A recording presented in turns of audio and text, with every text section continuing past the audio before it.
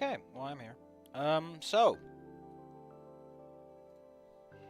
how about I start the recording and I explain something to you that'll make clear why some people, the attentive ones, the ones whose eyes are always open, and see and watch the dawn rise and the dusk set, those people, and only those blessed few upon which God smiles, even in his deepest slumber, may have noticed that I uploaded some chapters for None in the Chamber, and then I basically redacted them. I took them away from you.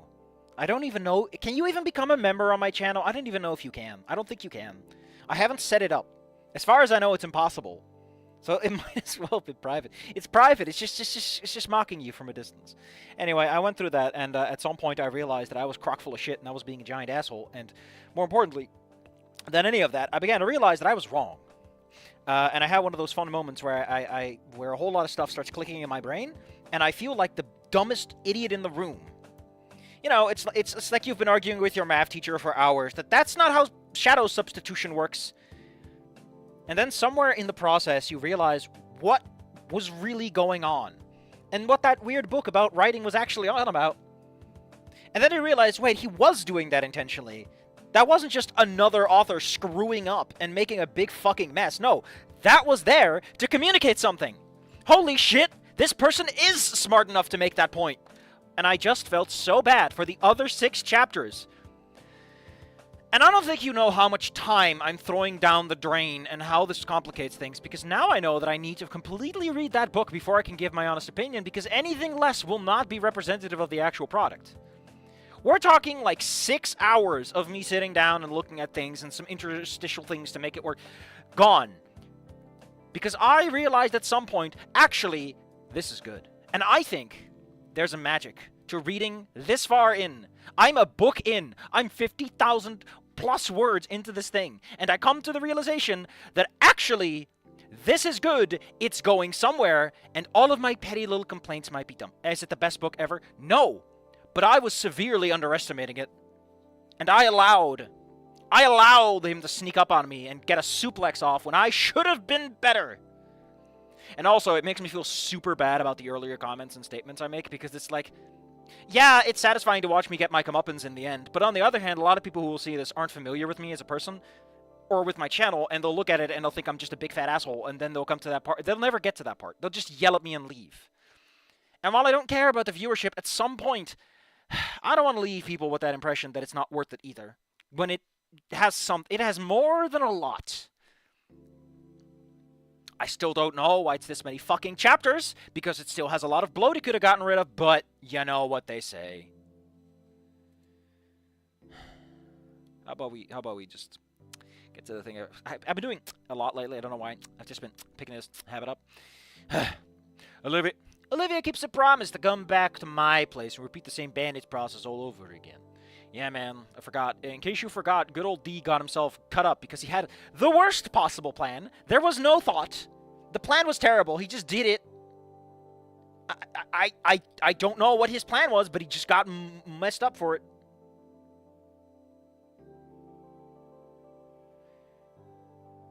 Chekhov's carries pistols like we're still in the flintlock era. Yes. Now, I'm going to put up my hand, and I'm going to tell you something. One, they're not that good.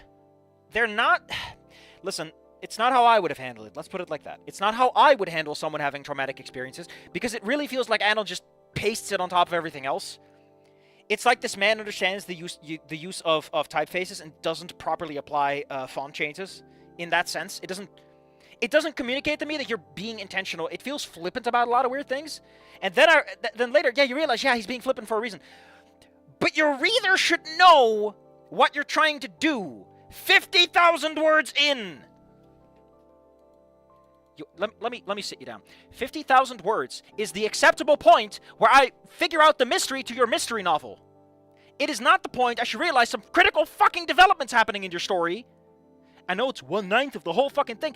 Jesus Christ, 50,000 words is already a novel. Jesus. Don't go to archives. Don't go to fan archives. They do not give you a good impression how long a book should be. They don't. They do not. They are full of weird redundancies. You might say, it might just be one word. Here's the thing, right? If you save 1 in every 10 words in that fucking story, you're already down another book. You're down 50,000 words if you caught 1 in 10 words in that. That is what we're talking about here.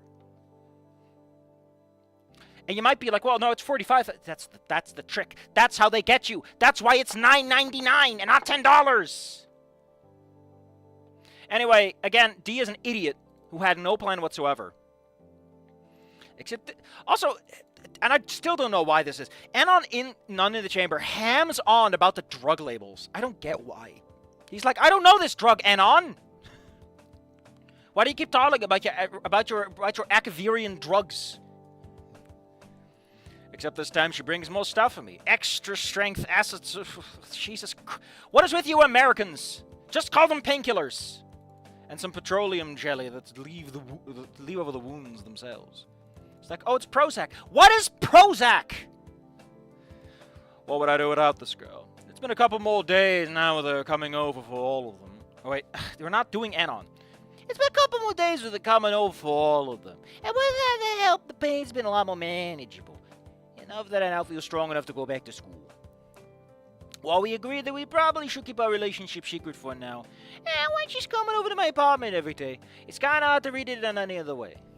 Oh no, checking my text, my suspicions are confirmed. So, hold up. First off, I need to change the music because this does not work for this particular This is a little too... Let's go back to Teenage Traffic. I just like this one.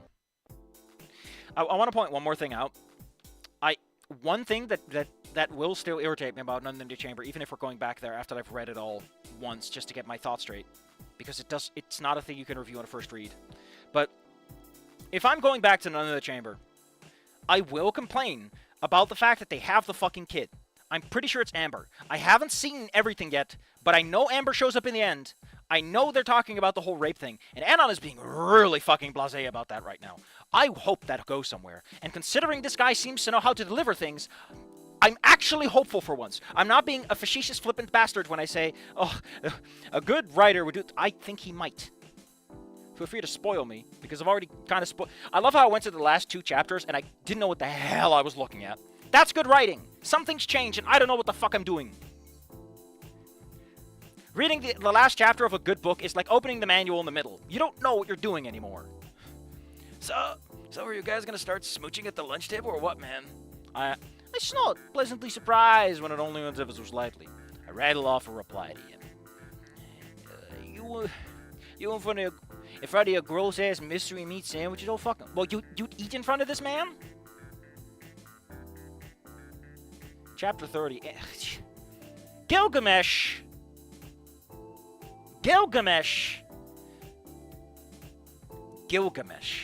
We're gonna... You can't travel back in time, D. You can't go get involved in the Epic of Gilgamesh. Lamau! Oh, god damn it, this guy. I pulled up my messages with Olivia. Please, do not italicize your emojis. Secrets out, dollface Damien knows. Ah, great. Don't use that one either, by the way.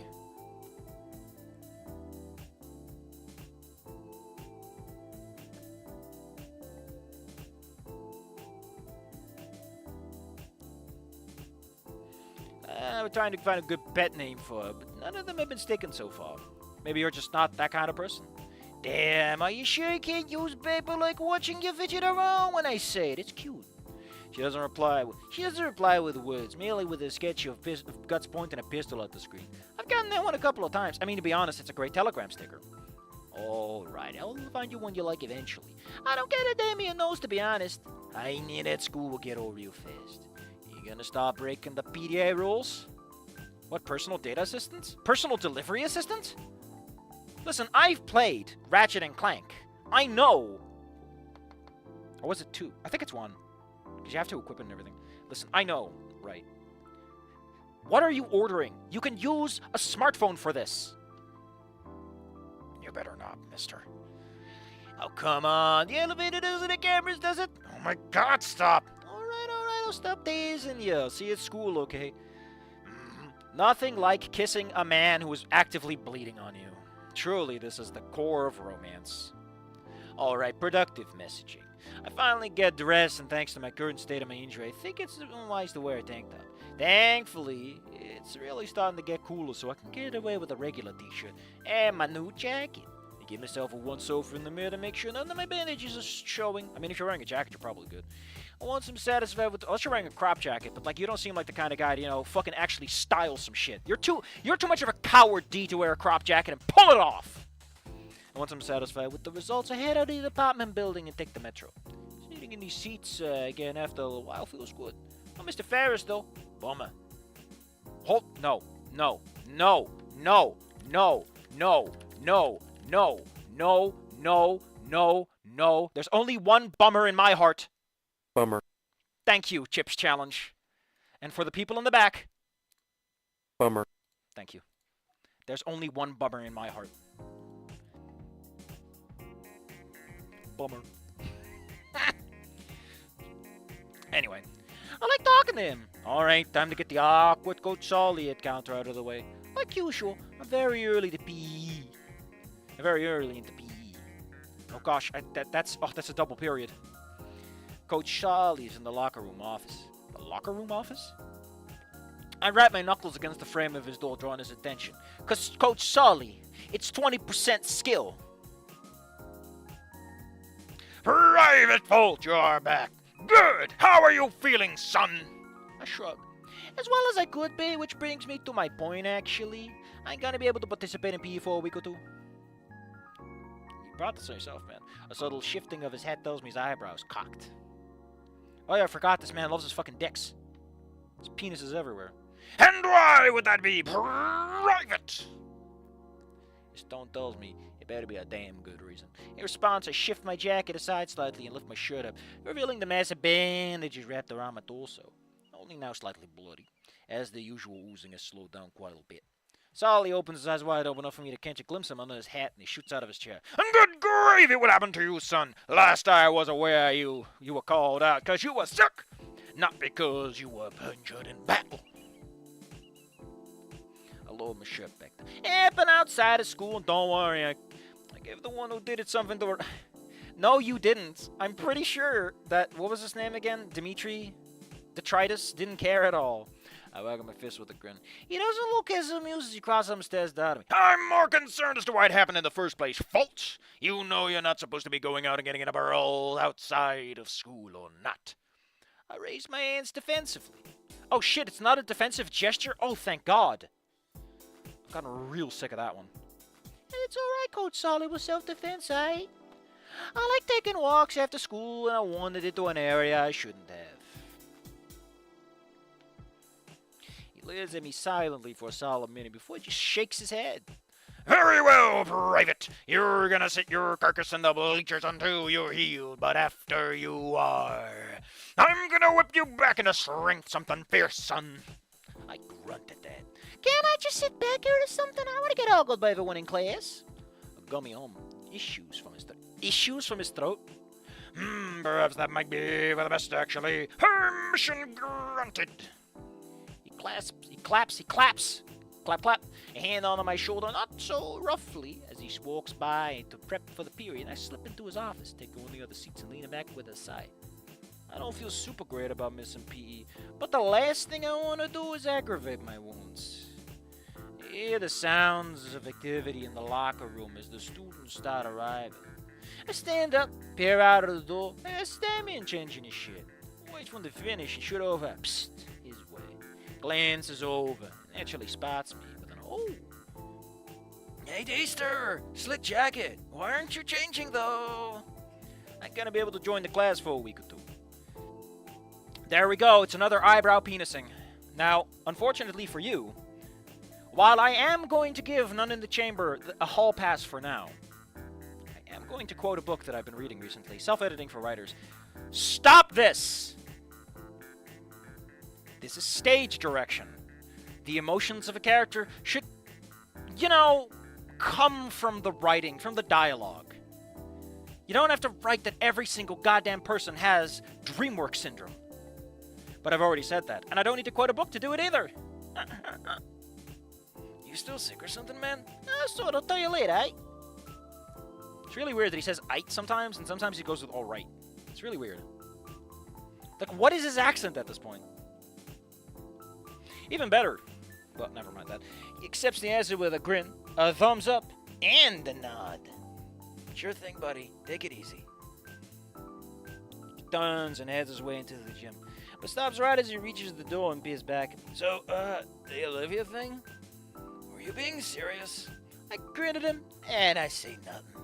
Stepping backwards into the office and out of sight. I hear him laugh, and I settle into the chair and pull my phone out. Period passes, and I get to watch IFC on my phone the whole time. Badass. Later on, as I'm walking towards art class, hey, I'm walking here. I can't help but get that little tingly feeling in my gut, thinking about seeing Olivia again. You should have put a pep in my step. Pep in your step? Excuse me. Maybe you should buy that crop jacket. Come on, man. Don't be a fucking coward about rocking it. It's almost good enough to ignore the hush whispers I hear as I walk by the other students. Fucking high school rumor mills, man. One skinny in school's absent for a few days, so it must have been off as a secret espionage shit for the New World Order. Hey! New World Order is spelled uppercase, buddy. It's an organization. Therefore, it's a name. I step into Yarikan's class, looking right to Olivia and I's seats. Eyes. And sure enough, there she is. I slide into my chair, and Olivia looks at me with that smile. That smiling smile that smiles smilingly. I'll never stop giving him shit for this, because Jesus fucking Christ. I forgot, his theme is so aggressive.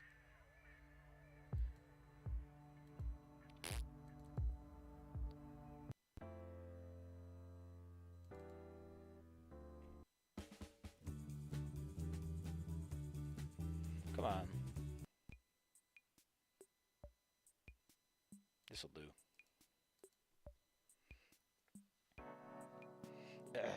Hey! Hey, you feel better? I nod. Smile rising to a grin. Thanks to you. I'd probably be in the hospital with an infection right now without you, you know. She looks into my eyes playfully. Playfully? Now, I know what to tell you, buddy. But adverbs are, I've been told by some posh people who are like, you must digest an entire dictionary before you start writing. A bunch of smarmy-ass English people, that adverbs, the lees, the mentes, are the root of the enemy of bad writing. Even if, personally, I think the sentence is fine. Unfortunately, as your teacher, I must still be angry. I know. You're welcome, by the way. Barely resist the urge to kiss her on the tip of her snout in front of the whole dang class. So instead, I just scoot our legs closer together and girl our hands together under them. We just lean against each other so people know, man. You might as well fucking kiss her. Yeah, I can, like he usually does, starts the class with some bombastic display. In the midst of this, I watch his eyes dart over to us for study us, you know, for just a brief little moment. Could see a glimmer of contemplation in those eyes, a soft smirk on his features before he continues on with the lesson. Goes by like any other lesson, and soon enough the bell rings.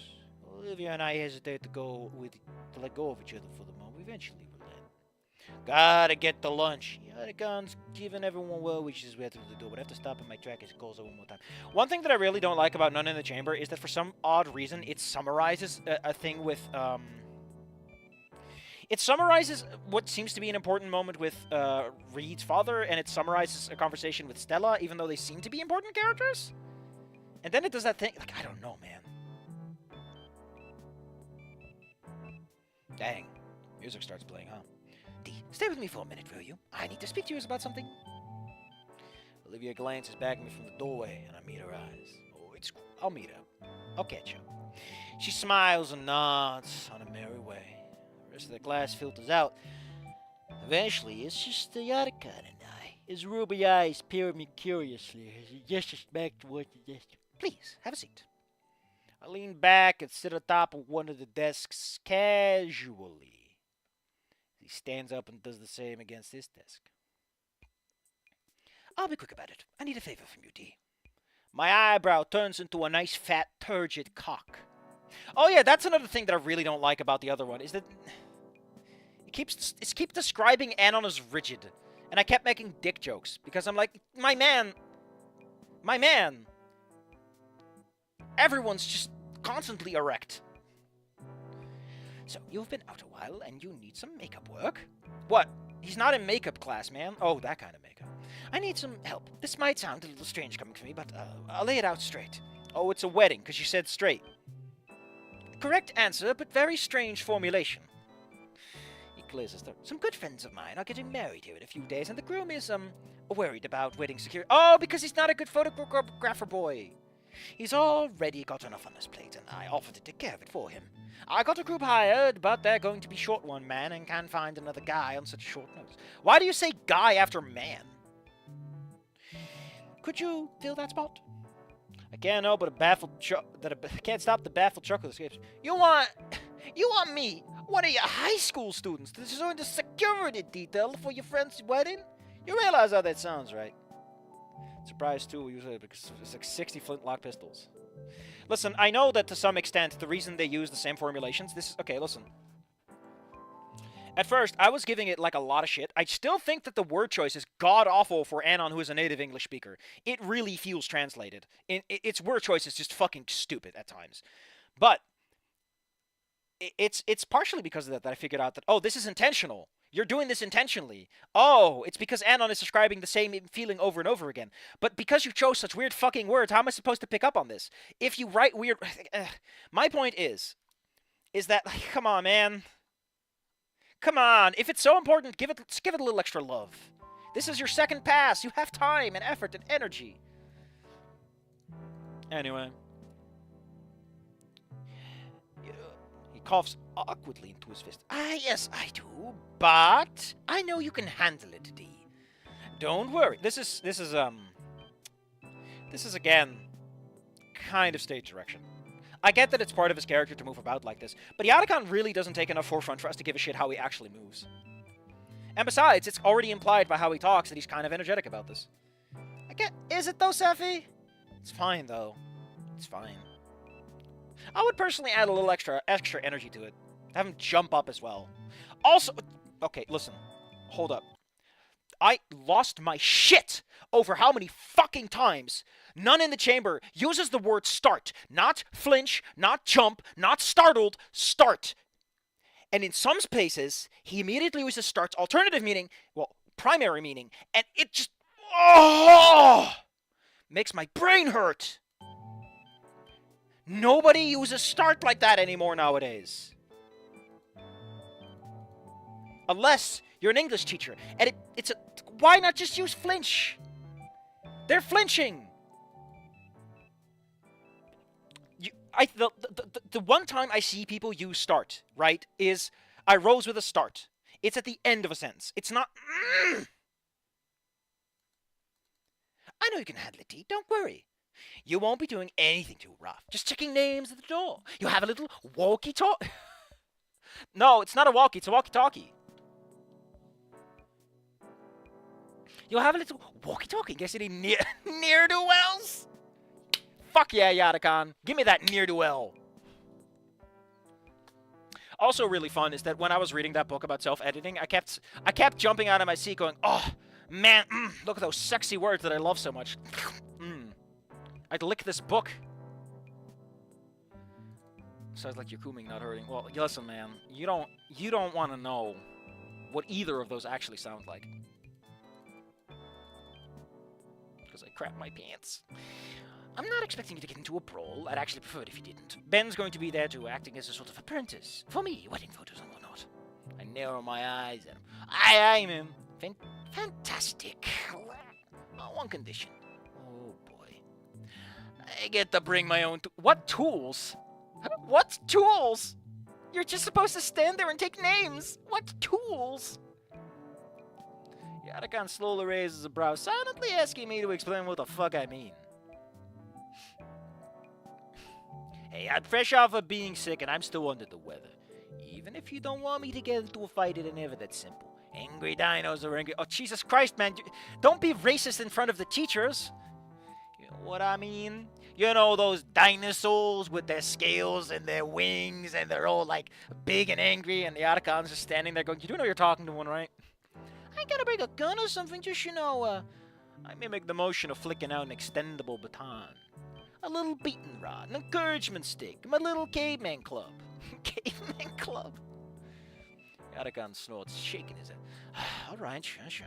And no heavy lifting. At that, his brow furrows as he frowns.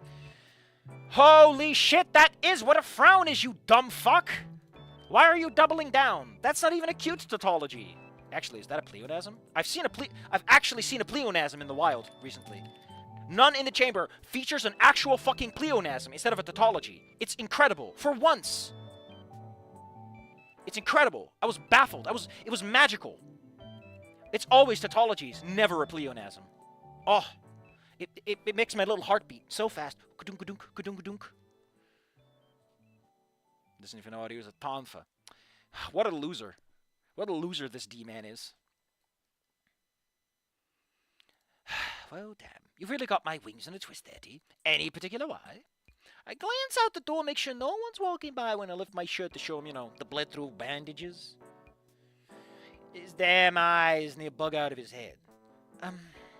Pardon my language, but what the fuck, D? I casually let the shirt drop back down and shrug.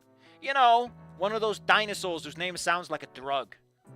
The kind you give to someone who's a little cray-cray. He sputters quietly. Just shit at me once. His hand comes up and claps over the top of his snout as he peers at me. What? That's not peering. In exasperation. Goodness gracious. You know what? I'm not even going to ask. Are you sure you're actually okay enough to do this? I nod. Sure. You said it's a few days from now, right? That's halfway through my recovery period. I can't handle some standing around and do nothing for 8 hours. Holy shit, it's 8 hours? 8 hours? I could not stand on my feet for 8 hours just taking names at the door. I can't stand still in general. I can walk for 2 hours, but I can't stand still for 1. Okay? The second I stand still, my legs are like, listen, we are either sitting down or we're moving. We're not doing this in-between pushy shit. I'll break it someone's kneecap with a baton if I need to. He rolls his eyes and starts sweeping me out of his classroom with his arms. All right, get to lunch, you. Also, if you actually break any legs, you're in trouble, my man. Listen, D, I know that you want to bust some kneecaps, but if you actually do that, he will not legally defend you. Actually, will you have to sign it? How will the actual security he's already hired take this? Are you security if you're just taking names at a door? I guess so. I don't know. Bouncer's such a weird concept for a wedding to me. I always associate them with clubs because that's what they always do in the sitcoms. Is we gotta sneak into the club, past the bouncer. I exit his class with a quiet cackle.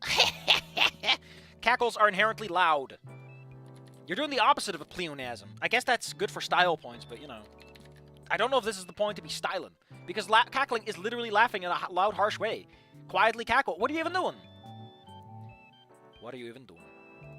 I mean, I'm officially going to be the asshole who tells you that you can't say that your character chuckles a line.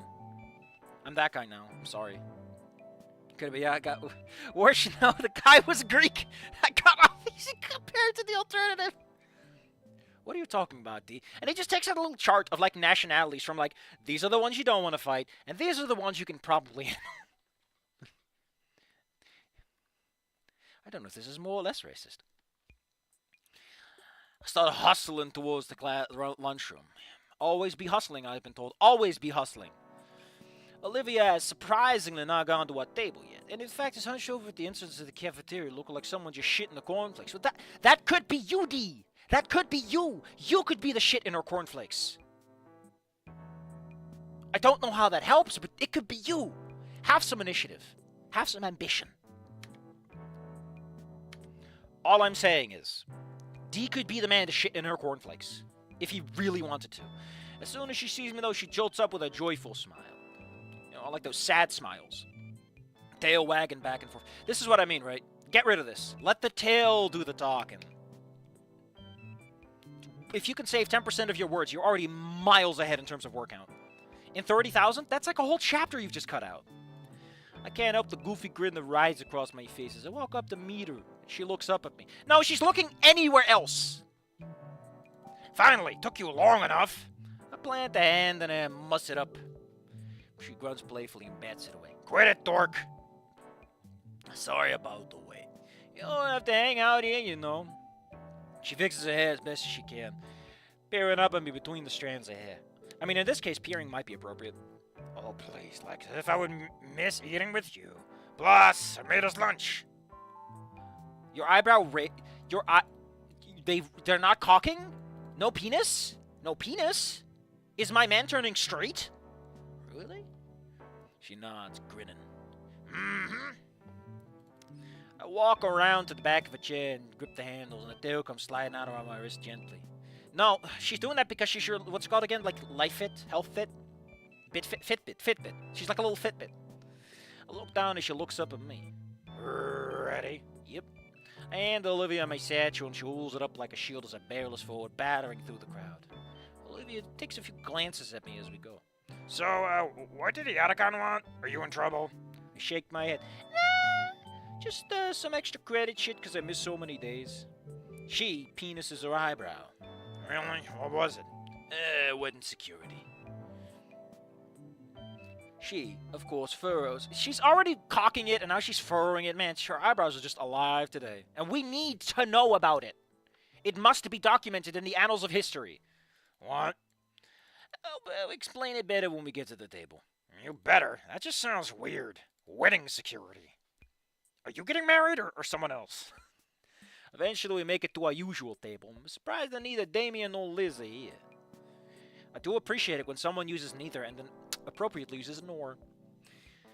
I scan the rest of the lunchroom for the palm tree that is Liz's neck and eventually spotted at another table far away from our usual location. Doesn't take me long to realize why. It's Mia, sitting there smugly. What the fuck is she doing? Quiet growl whips its way out of me and Olivia looks at... Are we gonna fight Mia? I mean, he is weak. He's not strong enough to fight Mia right now. So that would actually work. Mia. She's sitting with Damien and Liz at a different table now. She rolls her eyes and groans quietly, looking forward again, following my gaze until she's also figured out where she is.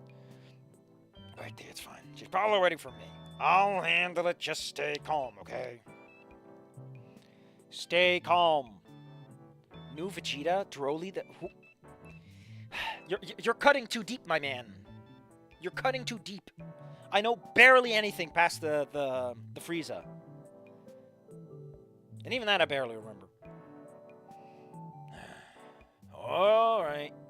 Olivia prides my hands off the handles and starts wheeling herself over. I follow behind, trying my best to maintain a neutral expression, even as we got close enough for Mia to spot us. The smug look on her face falls on the one of disdain when she spots me. Why as? Does it matter? I'm legitimately thinking about if it matters contextually. And then back to a stupid smug smirk when she realizes Olivia's with me as well. It took you too long enough. Olivia only responds with a curt, yeah. She places herself at the head of the table. I take a seat next to her, but not as close as I'd like to. If there's anyone I really don't want to find out about our new relationship, is this fucking bitch. We glance at each other and I give her the usual deadpan stare that I usually pull out when dealing with her. Her eye twitches as she takes in the expression, the corner of her mouth twitching into a twitching ghost of a twitching snarl as before she twitchingly relocates and refocuses her twitching attention to twitching Olivia. Hi, Evans. Hi, I've been sitting in I don't think Mia says I. Is that a Italian thing?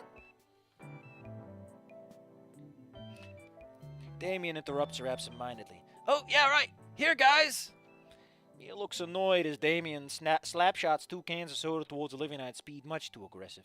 I barely manage to catch the both of them, sitting one piece aside next to us.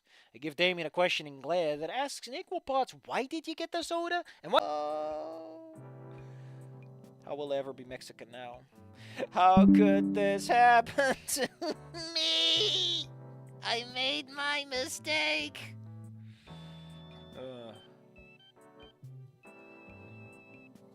I can never go to Mexico again. The cartels, the police. Even mall security will be waiting for me. You guys are taking a while, so I figured I'd be the drink guy today. Just admit you were thirsty, man. You're a thirsty little flower. Liz peers down at him unimpressed. Mia gave those to you. He looks up at her, grinning awkwardly. She only did it because I was gonna do it anyway. Liz looks even more impressed. Her brow for we've got so many fucking furrowed brows today, huh? She's trying to bribe you for the math. Oh, we're doing this one. Why is Mia so okay with these dumb fucks doing their little comedy skit? Mia leans back dramatically with a scarf, placing a dainty hand on her chest. Listen, I can't believe you would imply something like that about me. I grunt quietly and finally speak up. Okay, let's hit to the fucking shit. You need someone with Olivia, Mia? Doesn't Damon give me a side eye? Mia looks at me smirking. Well, finally you say something I can get behind, Scarface. You leave your phone at home or something. People trying to get ahead of you. This is even more awkward since he texted. Olivia hums quietly, pulling out a phone. Wallpapers of me asleep on my Shit, that's cute, but that's also kind of creepy to not tell me about, Liv. She stares at nothing on her phone, then glances up at me. Oh, he notices. I think in the original, Inko doesn't realize this until later, but here it's like, D straight up just sees it. Yeah, sorry, I ran out of service for the month. Are you fucking serious? You don't got a proper monthly plan. I got more important things to do than this, you know. Well, you seem real fucking eager to come over here and bother us anyway. What's so Wonder Boy want this time, huh? Olivia exhale too much carbon monoxide around him? What makes you think I exhale carbon monoxide? I don't know, I just kinda figure you dinosaurs don't properly combust everything with how, high-headed you are and everything. Mia's hackles. Hackle a Dorito in each other? Oh, here goes. Hackle. To dress or comb flax with a hackle. The erectile hairs among an animal's back. They don't have that! They have normal hair. A long, narrow feather on the saddle, on the neck or saddle of a domestic cock or other bird, as in a rooster. A steel comb for dressing flax. Huh. What a really awkward word to use. Listen, my man. Every episode is grinding my gears. I should have my own little video effects and soundboard. Mia goes ever so slightly as I backhandedly insult her boyfriend. I mean, if he's Wonder Boy, it's pretty cool. And Mia cuts me off with a soft glare, a very soft glare. She pulled out the kids' gloves for this one. I'm too tired for this bitch to care right now. Sorry, Olivia.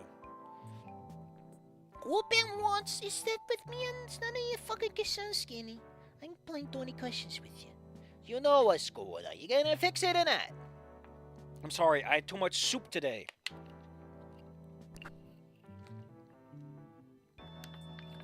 And the soup wants to leave my body. I mean, if you don't like me ranting as much as I am now, oh boy, you should be glad that I am redoing The Nun in the Chamber. Because it's way worse. Again, my expectations were way too low for what it is already. I mean, already it took 50,000 fucking words on what it's delivering. Again, a lot of those words are spent on a bunch of scenes that don't need to be there. Why the fuck are we going to why are we going and having this extensive scene at Rosa's house? And having all these new characters with names?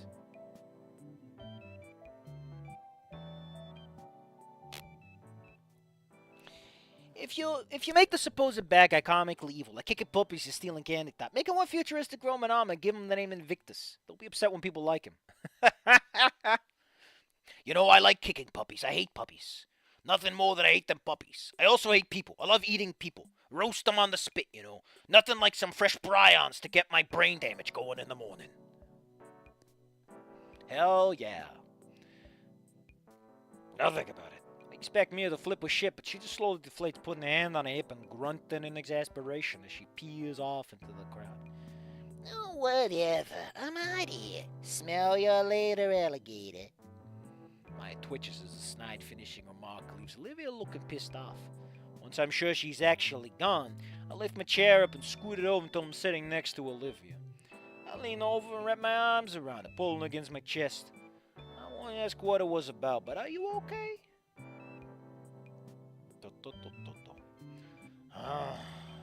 She nods, wrapping her own arms around me. I glance at Damien and Liz, who look very surprised what's going on in front of them. Olivia pulls away after a few beats, smiling up. Oh, let's put on a different song.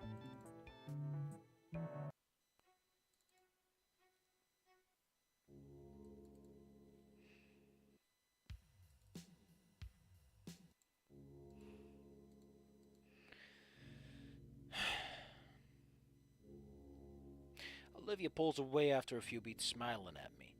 She turns and digs in her bag, pulling out two lunchbox looking things. She sets one a piece down in front of us. A piece in that way, I think, is together, right? She points at it, looking at me expectantly. Hey! Oh, thanks, Silverlight. Oh my god, Silverlight! The legendary sword from the hit video game MMORPG RuneScape? Also featured in the hit MMO video game Old School RuneScape? As part of the Demon Slayer quest, that leader can be upgraded by completing... What was it again? Fuck, I forgot the name.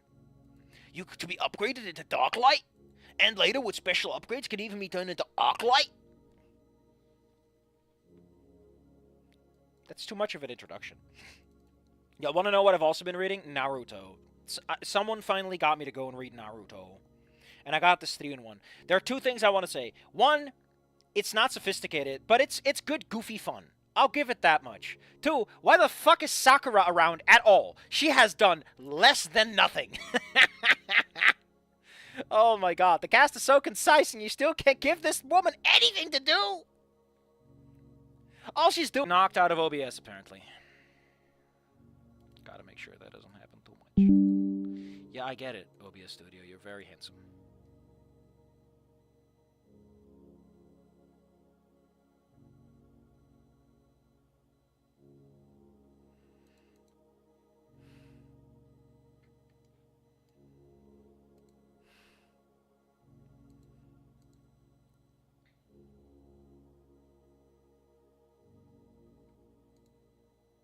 What the hell?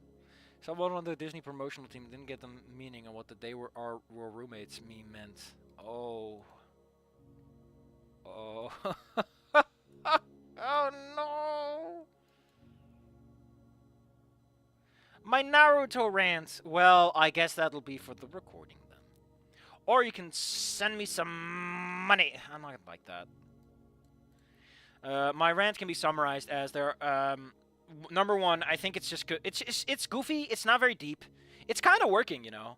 I like the cast. They all got their little charm. They're doing some cute little things. It's adorable. It's adorable. However, Sakura does nothing. She does less than nothing. She's just standing here. It's the most distracting thing about this goofy little thing is that she's fucking standing here the whole damn time, doing nothing. She barely provides commentary. She's there. Your cast is 4 people, and you can't give her something to do? 4 people! Why is she even here? How did she pass her classes?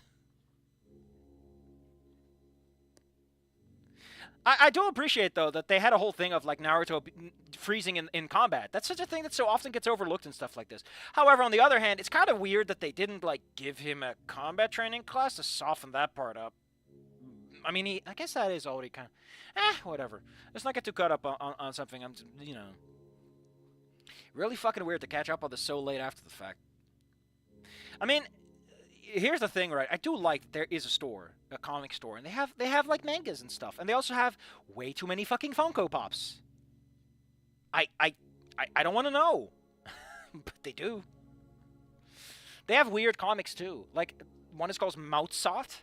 Mozart is a mouse Mozart, and it's like really fanciful looking art with little furry boys. I need to take some pictures of it because I know guys like really into that shit. Silverlight? Yeah, because your silver eyes shine in the darkness, you know, and they do extra percentage damage to demons. A flooded smile creeps across her face as she glances at Liz and Damien, who are absolutely flabbergasted by the events happening in front of them. That's, the work. Ah, there's the one. I chuckle. Thank you, Knuckles. Turning and Papa Mo will be lunch over for today. Whoa! Thinly sliced beef over, right? Oh, it's a bento box! She made him a bento box! Oh my god! Oh, she made him a little bento box. Holy shit, this looks good. A little flip-out fork is slotted into the top of the box, which I remove and open. I peer over at hers, and I'm not too shocked to see that none of the vegetables is but double, carnivores and everything. Damien gazes disrespectfully as he looks at my food and finally speaks up. Man, is that what you were cooking last night? No wonder it smells so good. I mean, it's just meat. I once did one of those Naruto ramen bowls, the very long noodles. Japan trip was fun before the whole influencer. Oh, yeah. I can't slurp very good. I don't know what it is. I just... Whatever, it's spaghetti or anything else, I just don't know how to slurp properly. I think it's because you're supposed to help it. You're supposed to, like, scoop it in a little bit. I can't even eat with sticks. I'm sorry to tell you, I cannot use chopsticks. I do not know how to use them. Maybe someday someone I know will bother me about it, but until now, it's never been a problem. And I will use chopsticks to eat a pizza, just so people regret teaching me. That's my vengeance. Boyfriends only. Why are you saying that? Why isn't that Olivia? Boyfriends only. Olivia giggles and he deflates in his chair, sighing sadly. Let's finally say something as well, still a pinch. When did this happen? I scoop a healthy bite of food and jam it in my gob, savoring Olivia's wonderful cooking as I stare at Liz and reply to her with a half-full mouth. Monday. Liz's shocked expression slowly fades, and she just shakes her head. Want a very British version? I don't think you can teach me, man. I have nothing to practice with. I'd forget it by the time it's relevant. I'm a heathen. Okay, that wasn't on my bingo card this week. I chuckle at her as Olivia pokes me in the ribs with a finger. You, explain. Wedding security? Alright, listen. Apparently one of the Yatakan's friends or whatever is having a wedding down in a couple of days.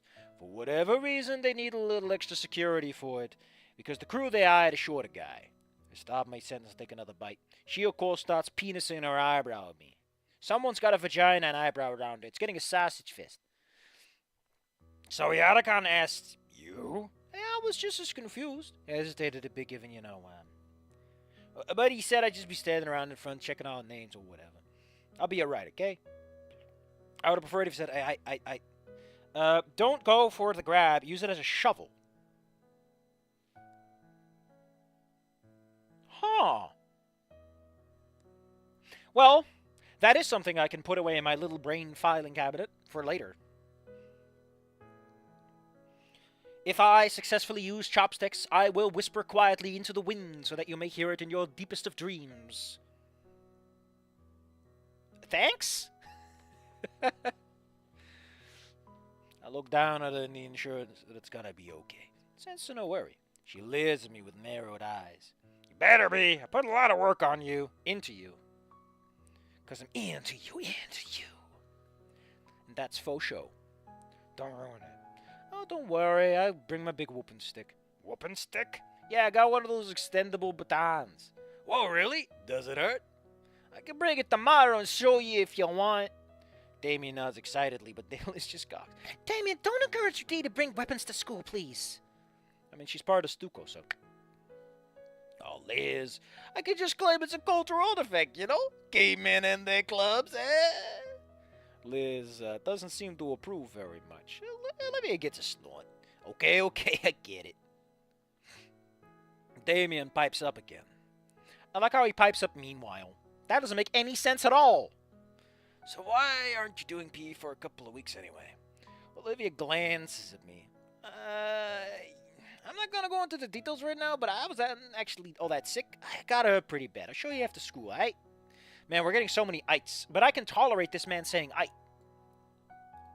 I have priorities, and one of those priorities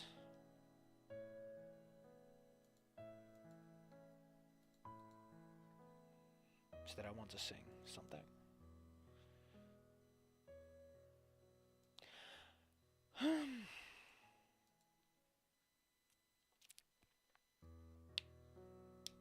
He then gives me a triple nod and returns to whatever foul-ass school meal he was eating. I, however, return to the meal cooked to me by my gorgeous girlfriend.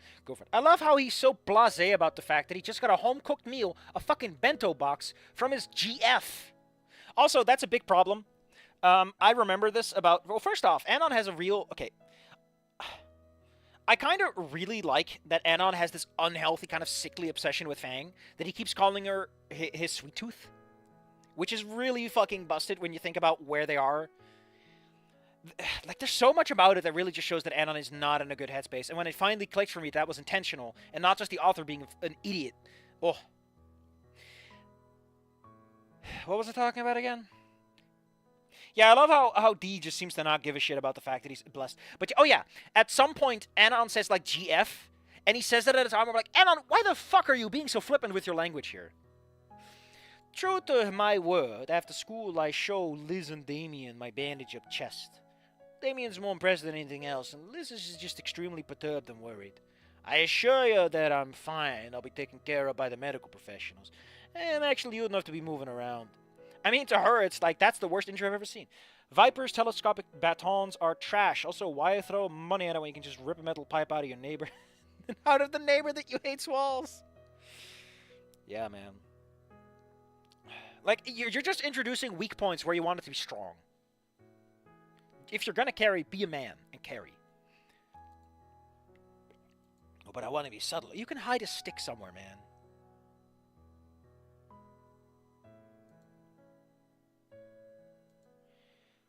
Oh, this is fucking hilarious. New Yorkers and DC residents trying to talk to SchumerSenate.gov are having to push notes through the locked door with police posted outside. What is going on? What? What's happening? The picture is hilarious. It's like the fucking letters in front of Santa's door. You're a wizard, Schumer. Time to go. Alright. Taking care of my medical profession. I'm actually okay. A couple of days left before the wedding roll by. Until it's time for the wedding roll by and eventually. And even when it's on said day, the school time passes by unceremoniously too. I do bring my baton anyway, despite Liz's pleading not to. I end up meeting Ben in the yard account right as he was locking up for the day. I was called into doing liability paperwork by Attica because news with. If you kill over, I'm not taking. I mean, you'll be writing this anyway, since if your security liability waivers are probably part of it from the beginning. Yeah, fair enough. Ben's got his own form to fill out, and once it all squared away, Attica piled us into the back of his car, which was really cramped thanks to all the photography equipment that's jammed into it. And we arrive at the venue. Ben nearly tumbles out of the car carrying a bunch of telescopic stands. I do help a little, picking up some of the lighter equipment and hauling it out. Attica takes us both aside and looks over us. All right, you two. Ben, do you remember what you'll be doing? Yes, sir. Setting up a photo station at the corner of the... Yes, sir. Setting up a photo station at the corner of the hall and then walk. The reception taking pictures at the guest. Attica turns to me. Okay. Good. Okay, T. Help Ben unload some of the lighter stuff and I'll get you introduced to security and they'll put your uniform together. It's just a jacket and a head, so you won't have to go change or anything. He then turns to leave but stops and glances at Ben. Ben, I know it's actual work, but you don't have to take it so seriously. Be polite, be efficient, and most important, have fun. Oh my god. Trust me, the clients appreciate it more when you... Trust me, the clients will appreciate it more. Like... it's like, yes, I'm here to work, but also everyone is going to give you shit because it's like we don't want to be reminded that the filthy plebeians are making money. Ew! Ew! He turns completely, heading into the venue and leaving Ben and I alone. I finally peer out at the surroundings. Just take a fucking look, man. Just scope it out. It's an ocean-side hall built on a high cliff overlooking the sea. Scenic as fuck. I haven't really interacted with Ben all that much after Olivia told me what he really did. What he did! One part of me wants to dislike him for it, but on the other hand, it seems at the very least to genuinely regret what he did. Even if he doesn't understand entirely what he had done wrong. There's no reasons for me to be a dickhead to him. So deep breath, inhaling a heady concoction of salty ocean air and flowers. Fun fact, my sense of smell sucks. I can barely smell flowers. I just can't. I'm sorry. My sense of smell is absurd and stupid and dumb and weak.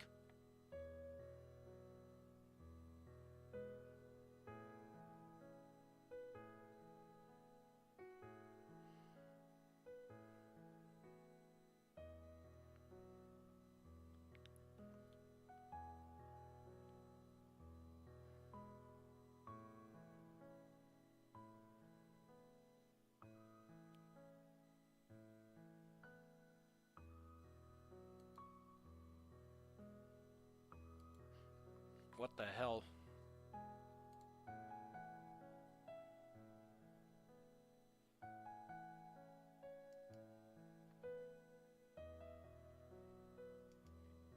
Hold up. Someone has given me some context for this goofy pile of letters.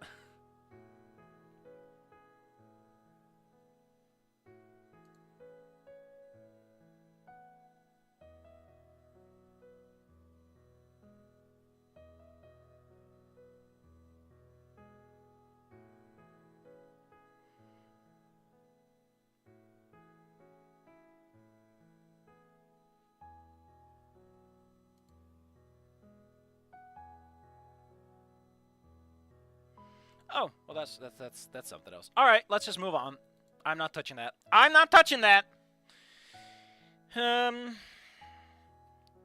that's a good smell. I have to disagree. I think I'll be sick the next one.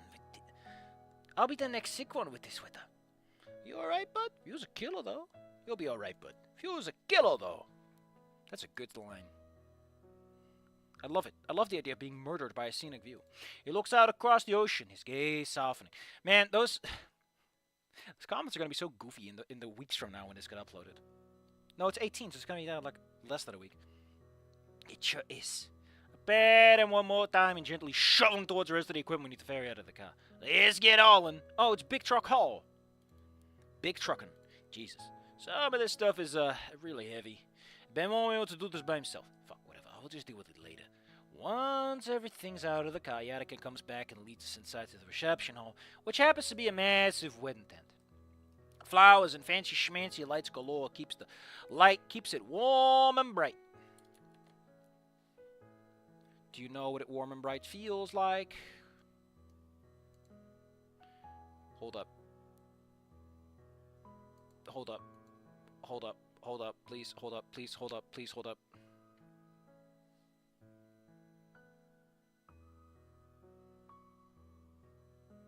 Oh. Some of this stuff is heavy. Okay. Once everything out of the car, flowers and fancy schmancy lights galore keep it warm and bright. No guests have shown up yet, so Yadikan just brings us over to where I presume Ben's photo corner is going to be. And then he turns to his erstwhile apprentice. Erstwhile? Seriously, this man talks like he's from fucking Broadway, and then he says erstwhile. His former apprentice? He dumped him? Okay, Ben, you know the drill. Bring all the light stuff first, and I'll see if I can talk to one of the security guys into helping you with the heavier stuff, since D is still a little under the weather. Some part of me wonders why Yadikan can't do it. I mean, he's a gaunt-looking guy for sure, but I look over him as he talks to Ben. I haven't really paid too much attention to his physique. Actually, shit. He actually does really look unhealthy. Is he okay? Should I ask? It's none of my business, but I just don't like it. It makes me uneasy. Shit. Ooh, that could have been great. For my chair. Makes me uneasy. I shake the thoughts out of my head as the Yadikan wraps up his conversation with Ben and starts leading me to the other end of the tent, where a small group of men are standing around chatting. They're all dressed in dark jackets and hats with vigilant security solutions plastered on them. Looks to be 5 guys, that being 4 dinos and another human. They all glance over as they see Yadikan and I walking over. One of the dinos steps towards us, a hardy-looking Allosaurus man with umber scales. He and the Yadikan shake hands. The Darrow gestures to me. Ma'am. Lars, this is D. D, this is Lars Newark, or Sergeant Newark to you right now. Lars will be filling in for your missing man's spot for today. I likewise reach out to shake his hand and he nods at me, speaking with the gritty timbre that always reminds me of Saul. Good to have you, D. I trust he's already informed you of your duties. Yeah, taking names at the front. Good man. Noah glances behind as one of his men. Why does everyone know the fucking names? Frederick, get the job equipment out of the van. I can't believe it. The traitor, Scary Dave, has shown his ugly mug once more. Traitor, traitor, traitor, traitor. Frederick snaps to a quick little salute and heads out back as Newark turns to me again. Lars from Tekken? What? Alright, you'll just be getting the company jacket. Alright, you'll be getting the company jacket, a hat, and the radio. We're only here as precaution. Probably nothing's gonna happen, but if it does, it's pre-tuned to our frequency, so just call out and we'll be there. My eyebrow turns into a nice hearty cock. Alright, brought my own equipment just in case. He returns the penis eyebrow, so we're all on the same gaydar frequency. As I reach into my jacket and draw my baton, flicking out with a practiced motion. His eyes wide looks back at his man while similarly wearing surprised expression. The Article has a grimace on his face as well, as he also starts laughing heartily. Nowak looks back at Yardagan with a grin. What, would he be grinning sadly? You picked good, Trent. Yardagan shakes his head. His first name is Trent. Neat. I put my baton... This is the wrong song for this. What even plays during this?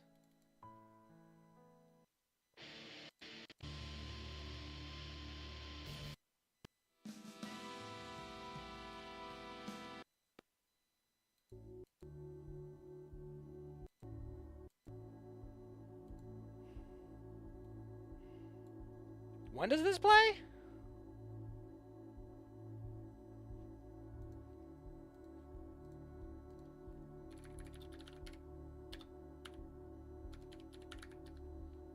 Lars from Tekken. I mean, that's a hell of a guy to hire. Jesus.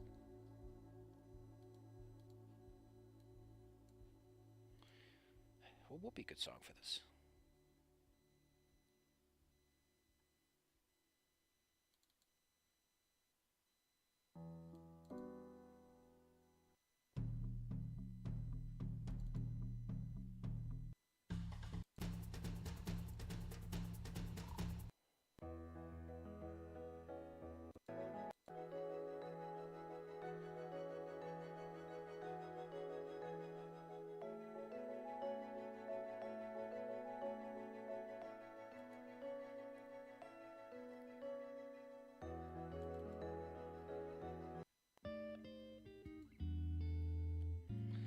This will have to do for now. Been a while since I listened to Busted Jazz, though. Anyway, pulls me closer to his group, introducing all his friends. Frederick comes out, takes my gear. I found a spot with my jacket. Slide the loner on. It's comfy, of course it is. They're wearing it all day. Might as well be a decent jacket. Clipping the radio to my shoulder, I slide the hat on me in the attic and chats with Newark about getting someone to help him with the lifting. One in New York. Why are we introducing all these people? Don't do this. Nobody cares. This is irrelevant. If you're making a cute reference, maybe, but otherwise don't bother. Yeah, okay. Alright, kids. Still gonna be a while before the guests get it, so relax a little and get a feel for the uniform and figure out how the radio works. I shoot him a two-fingered salute and wander back inside, idly watching Ben and Jeff working. I wonder if I could get away with smoking. Fuck it, I'm not at school right now. My phone buzzes as I take my first draw. And I slip it out. There's my gal. Hey, Scars. I figured you lied about the whole service thing. Yeah, I wanted me to go away. I saw you leave with the Arctic after school. What? What's up with that? Wedding security gig, remember? Oh, yeah. Oh, wow, you actually... Oh, he takes a selfie. How delightful. Wow, you actually look professional. Looking. Very good look, cute boy. It's John Lars Tekken. John Lars Tekken. Ugh. I love it when people they make up characters like that. It's just fucking great. Yeah, I might ask if I can keep the jacket. You should. Where's this place anyway? Some joint called Clocks and Lookout. Wait, really? The place has a bunch of scenic views. If you love me, you'll take some good landscape photos for me. Oh, well? How could I refuse that? Yeah, I ain't doing any shit right now. 1 sec. I turn towards the distant ocean views until my phone's at the set, focusing on the sunset. Sweet, sailboat. After snapping the picture, send. Thank you! No problem. I'm gonna wander at the venue a bit, familiarize myself, know where to put up my ambushes when I have to die out my way out of this. I head back inside the tent and wrap my smoke up.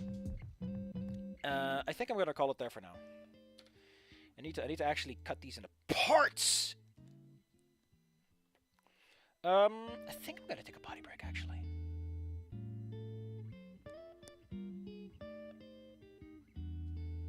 Oh, what a nice little song, though. Yeah, this song plays a lot during, like, hangouts at the, yeah.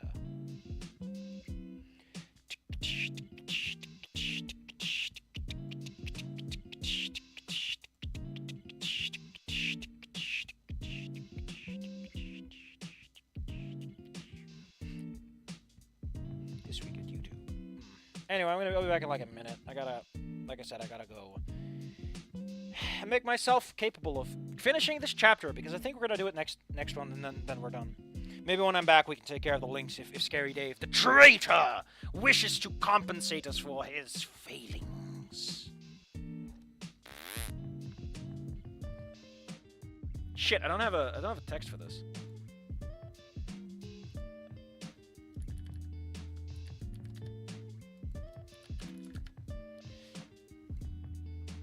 No, it needs to have an outline.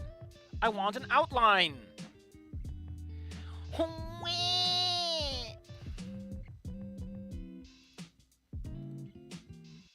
Center it. Center it. Bam.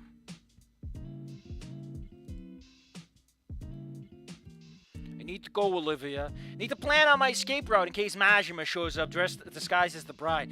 What?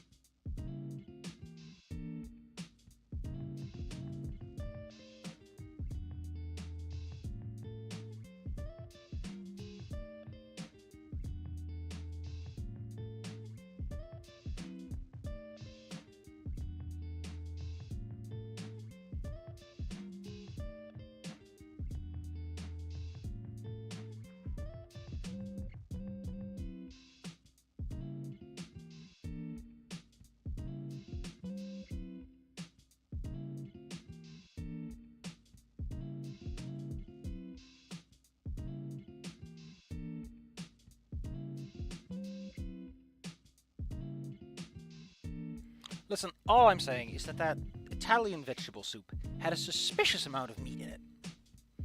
A suspicious amount of meat. Wait, shit. Oh, shit, I forgot.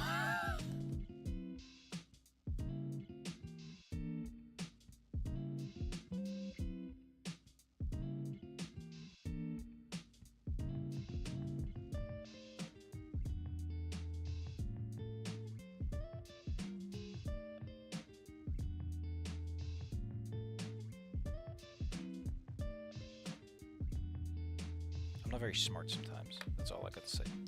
Alright, where were we?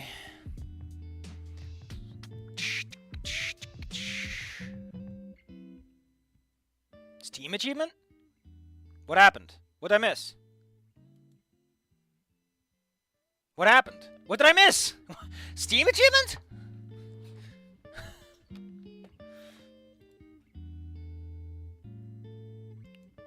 Maybe it was the alert for the spring sale? I don't know what? Man. I've been taken for a ride.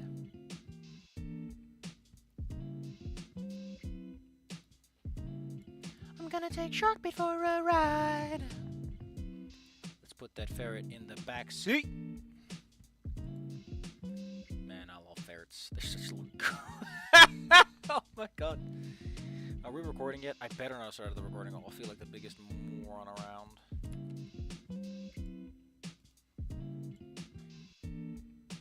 Garf Planet. Garf Planet. Garf Planet. Garf Planet. Garf Planet. Garf Planet. Alright. Let's get... Safi, make the text go away. Thank you. Alright. I head back inside the tent after I wrap my smoke up and end up hanging around Newark's crew, listening to them idly chat.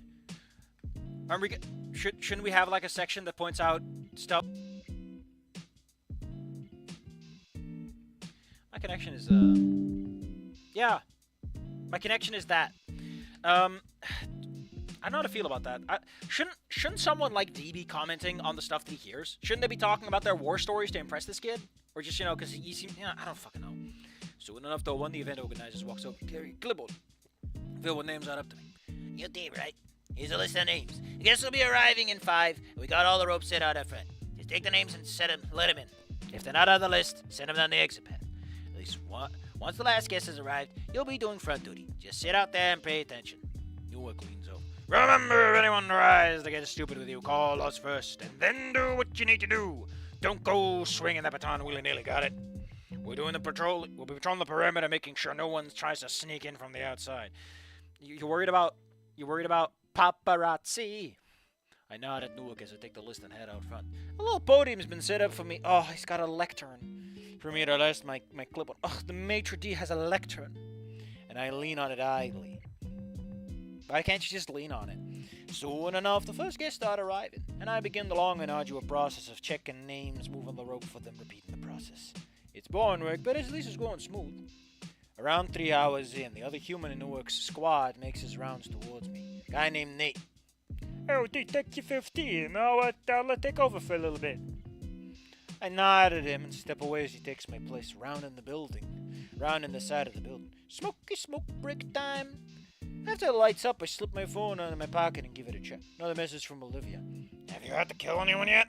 Nah, I'm on break right now. It's going pretty smooth. Ben's there, isn't he? Go hit him with your stick for me. As funny as that would be, I would be put in prison for assault and battery. Damn, you're right. Actually, do it anyway. For me, woo. Feeling violent tonight?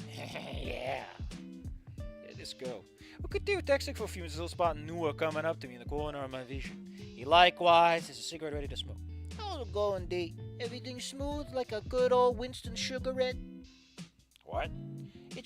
Cigarettes should be smooth like a Winston cigarette would. Oh shit, listen, it's been a while since you've done the thing, right? Yes, sir, no problem so far. He lights a cigarette.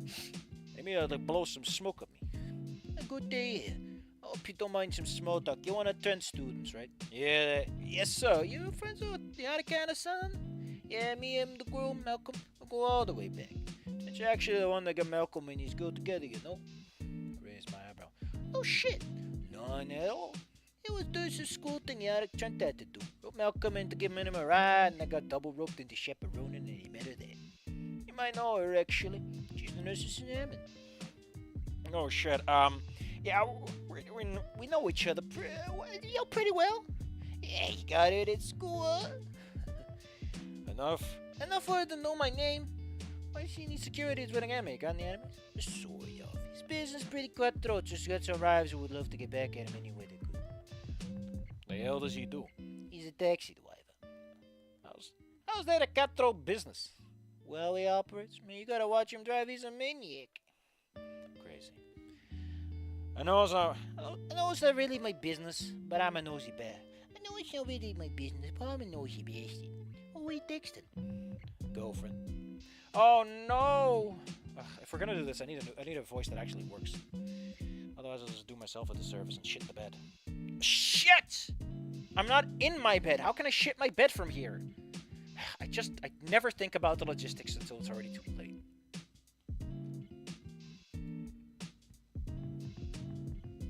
Hold up, I need to bully some very specific people with some very specific things.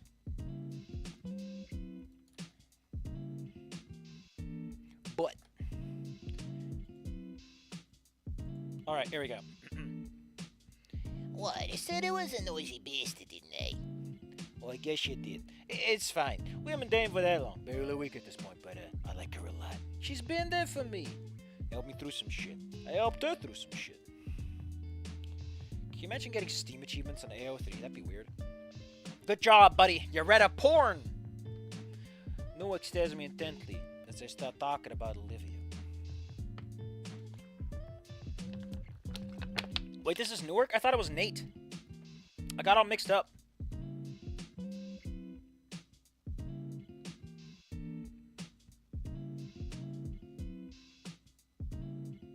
Oh yeah, he says Newark. Why did I get mixed up with Nate?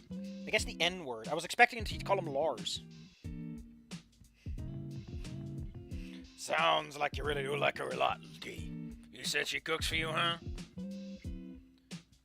Yeah. That's a keeper right there, kid. She sure is. Break's over. Takes over. Thanks for the chat, Sarge. No problem, D.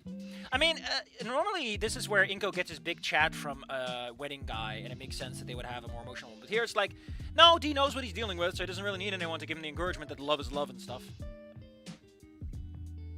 Taishi Suzuki, the guy who had to beat up 3 different families in a 100-man beatdown solo. I mean, at that point, I think that's just his job. He's not a taxi driver, he's a beat man. He beats people. Get back over and relieve Nate taking my spot back. The rest of the guests filter in over the course of the next hour. Next line's the Yoda Raptor with a confused and annoyed look on his face. I stare at him for a few minutes before speaking.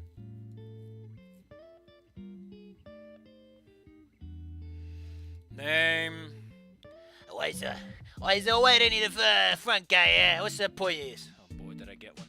I'm not sure, sir, about it, but it's here. Name. I am gonna give you my name. Just over the rope, Skinny.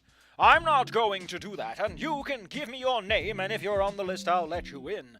If you're just going to hold the line and be a fucking moron about it, you can take your happy ass down the exit path here. You think you could talk to me like that, bitch? You get the fuck in, or it's gonna get nasty. Oh, I got one. I casually raised my hand up to the radio and pressed the talkie talk button. Front patrol. We got a crasher. Crasher at 12 o'clock. I hear someone. I'm not sure to respond in the affirmative. The Yoda snarls, stepping forward towards me with little intent. I like how this guy is willing to beat up a teenager over this. Jesus. Like, you're not even his target. He's just gonna beat up a teen. My hand flies into my coat and the baton comes whipping open. Snapping open from the momentum. It's whipping out. I step around the podium and begin walking at him. Oh, shit. The crasher flinches for a brief moment, but seems to find bravery in his heart. You think I'm scared of some sky man with his fucking couple collide shreds? Is this the fucking JoJo walk? Menacing.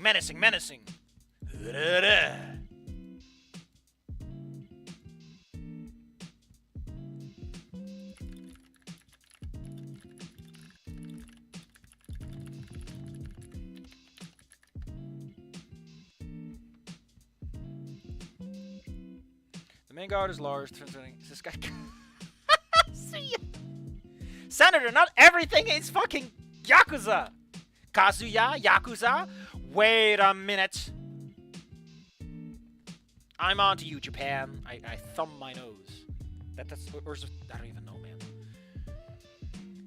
He goes to leap at me with a casual flick of my arm, the tip of the baton sweats the side of his knee. He goes down, gripping it, shrieking.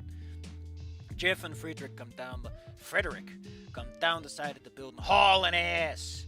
Watching a big motherfucker like Jeff move so fast is kind of scary, even to me. He was the one that did the hauling. And they both pair me in amusement as they see the guy cradling his knee, and I casually point to the rest of the shock guests in the line. Hey, he came at me first, they saw it. A few of the guests confirm my statement with hush murmurs and nod. Listen, Senator. I don't know who's teching and who isn't, okay? I'm not with it, whatever it is. I'm not hip with the kids. Do I sound like I know what a TikTok is? No problem, get this guy out. Good work, team. I collapse the baton and step back behind the podium as they drag his sorry ass into the parking lot. Okay, good line to keep moving. What a weird scene. I guess it's you know, if you're gonna establish it, you know, Chekhov's gun and everything. Like the trick is if you're gonna do a lot of Chekhov's guns, you gotta make one of them not pop, you know. At some point, one of them hasn't. Otherwise, I can just see what's coming. All you're doing is telling me what's happening next chapter. What's the cliffhanger in that? One side listed. Yeah, his injuries are getting worse as he stands there. Straight up zonking it. Dario took Kazuya's. 4 hours left on this bitch. Ugh. Fuck my life. Yeah, all the guests are in. Okay, that's right. Done with the guest checking. I gotta stand around here for 4 hours and do nothing. My gut's starting to ache. Oh, my sweet boy. Did you kill anyone yet? Yeah, one got rowdy. Busted his kneecap open with a stick. Really? Yeah, seriously. I would have taken a picture for you, but get dragged away by the other guys real quick. Plus, I had people in the line. Hey, attaboy, you get him. You deserve a reward for slaying this mighty beast. For the slaying? Oh, she's being fucking fancy here, huh? A reward, huh? Watch my... Number one ass kicker. The snort rips its way out of me, which turns into a full this girl. Thank you, oh gracious one. I shall treasure to the end of my day. Seek less and all that stuff. As you should. I'm about to send her another text where the voice causes me to jump, nearly flinging my phone away. It's the Atticon looking a bit shocked. Oh, sorry, Dee. I probably should have been a bit louder. I blow breath, turning to face him. Oh, kidding. Jesus, don't scare me like that. Sorry. Now that you're done out here, I can chat with you a little. Give you a little reprieve from the monotony. I slip my phone into my pocket now. What's on your mind, Trent? What? I'll let this slide because it's not school hours, so... You and Olivia, huh? Yeah. Heard you got a thing... Oh, wait. Heard you got a thing for playing women. Didn't realize that extends to your students, too. Hush. Gossiping with Lars, were we? You know how I feel about gossip. Hey, brought it up first. Anyway, she helped me out a lot, so, you know, I guess we got it clipped. Good, I can tell. You've been a lot happier lately, Dee. I like to see it. He smiles warmly, give me a pat on the shoulder. She looks happier, too. Been a while since I've seen that kind of smile on her face. Keep at it. Anyway, I also had to cap this guy's knee. Had to use a wave dash or two. But little did he know the Korean backdash beats wave dash. No! No!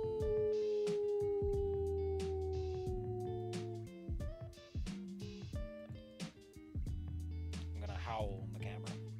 'Cause I can. It's my stream. Anyway. He squeezes gently and lets go. His grip is, weak. A lot weaker than it should be for a guy his age. Chew the inside of my mouth, looking away awkwardly. Hey, Mr. Atticon, can I ask you a question you might not be comfortable asking? Dee, I'm not a health teacher. I can't help with that. What? No, I didn't... Listen, I can penis my eyebrows perfectly fine. I got dicks for days up there. I know, just messing with you. Go ahead and see, and I'll see if I want to answer. Are you, sick? He stiffens for a brief moment. He stiffens for a brief, shocked little moment, eyes going ever so slightly wider. His face returns to a neutral expression, and he slumps over just a bit sighing. Change your true perspective for your own good, D. A lump drops in my stomach. Oh shit, he is sick! He looks back at me, scanning my eyes, and then I won't answer that, not fully. All I will say is that yes, I'm not healthy, but it's not of any of your concern, D. I'm managing just fine, okay? Must have a worried look on my face because he puts his hand on my shoulder and looking at me intently. I appreciate your concern, I really do. But I promise I'm doing as fine as I can be. He leans forward, lowering his voice to a deathly serious timbre as he places his other hand on my other shoulder. Please don't tell any of your other classmates about this, especially Livia. The last thing she needs to do is worry about me. Do you understand, D? I glance away, grimacing. He shakes me, drawing my attention back to him. His ruby eyes burn like mine, like rays of fire. Holy shit! A man's eyes are flickering for once. D, you promise me? I promise. He shows me out a penis in my eyebrows, silently asks me if I was really telling the truth. Oh my goodness. Yeah, I promise I won't tell anyone, Mr. Yatagan. Good, it'll be okay, dear, I swear it. You don't need to worry about me either. I'm doing fine so far, right? Yeah, sorry for prying. Don't sweat it, okay? I'm glad you care. Genuinely, I am. I'm gonna head back inside and check upon Ben. Take it easy. He turns and strides back inside, but he turns again one last time, and turns and shoots me a two-fingered salute, and he turns with a grin. I return them both. After another 4 hours, I return, of a whole lot of jack shit returning. I hear the party returning inside dying down. The guests start trickling out to go home, especially eventually Sergeant Newark pops in over the radio. Call me Becky. I do so find him anything lounging near the group of tables, aside from Jeff who volunteered again to help Ben carry all the stuff back. Newark gestures me to come and sit, kicks his feet onto the table. So, D, how'd you like the gig? It's pleasant as standing around my thumb on my ass fat hours could be, I guess. Our security team laughed with Nate leans forward. Hey man, you can still make jokes after that, you alright? You did good, D. Frederick nods. Yeah, good joke with the... Oh wait, they're all giving. Okay, good work with the crasher. No, I got to use the baton. No, it's Chekhov's gun, and it's being a little overt about it sometimes. Sure did. Looking for a job, D? I'm impressed with you. You know, like, it depends on the story he wants to tell. If the story is that D needs to calm the fuck down, then he brings the weapon with him and it doesn't work. It's like, oh, he's ready for a fight, but a fight won't necessarily find him, you know? This is validating him, which implies that violence will be part of the future. That's the Chekhov gun they don't show you. It's called thematic cohesion and reinforcement.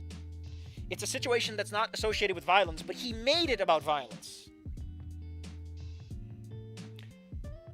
So, you were looking for a job, D? I'm impressed with you.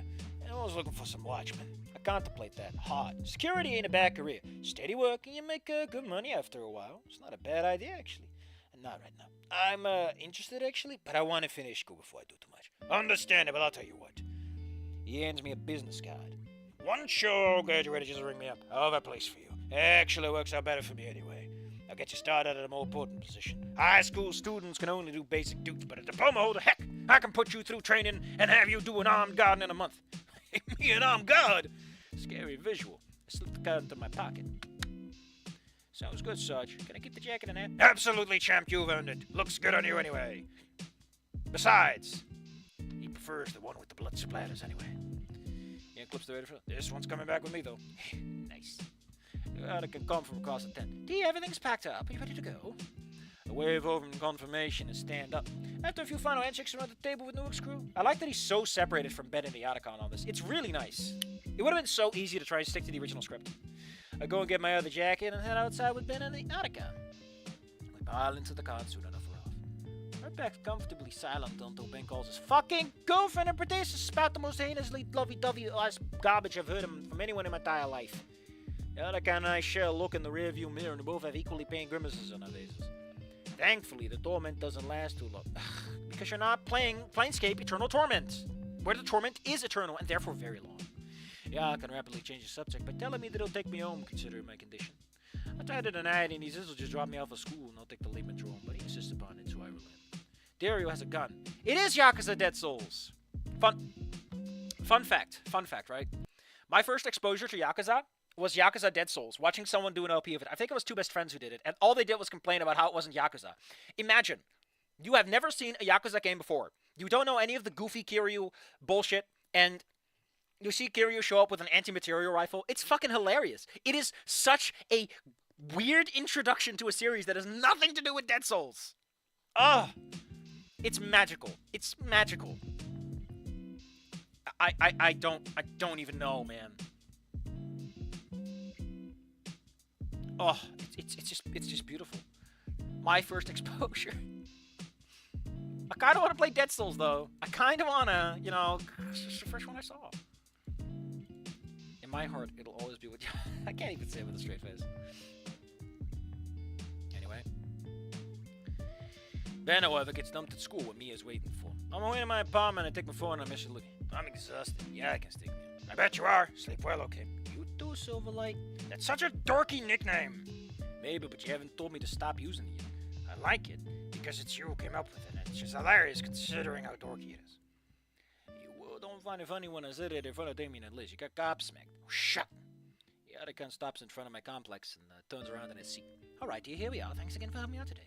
No problem, Teach. Thank you for the opportunity. Did a little networking. See you in class tomorrow. Wouldn't the Otacon be like, yeah, good job on networking? He nods, smiling. That you will. Have a good night. Dead Souls was the first game that was brought to the West because the Japanese thought Americans wouldn't understand anything other than guns and zombies. Again, I love that the LP are good two best friends, I think. It could have been anyone else, really. But they were constantly saying, why is Kiryu using a gun? It was so great how they were constantly saying, this is not the game. And that meant that when I did see an actual Yakuza game, I was like, wow. Wow. I'm glad my disappointment was brief. Step out of the car and wave him off as he drives away. To walk to my apartment. Oh yeah, combinazo. The walk back to my apartment is a pleasant one despite my exhaustion. But as I change out of my clothes into something more comfortable sleeping in my bed, I can't help but think of a Yataka. Will he really be okay, or was he just saying that to make me feel better? Try as I might, my sleep is restless that night. What a nice chapter. I think we're just gonna leave it at that. That was just a nice chapter. That was just a nice chapter. I mean, like, you know, maybe I've cooled down a little bit since I've gained another level in writing and criticism, despite the shame necessary to get it. But yeah, what even is next? What is next script-wise? Hold up.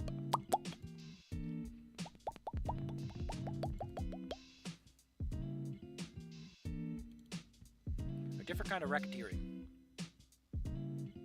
Oh yeah, this is around the time the storm happens, and we get the extortion scene, don't we? That's gonna be interesting. Because if you remember, this guy can kick ass. Whoa.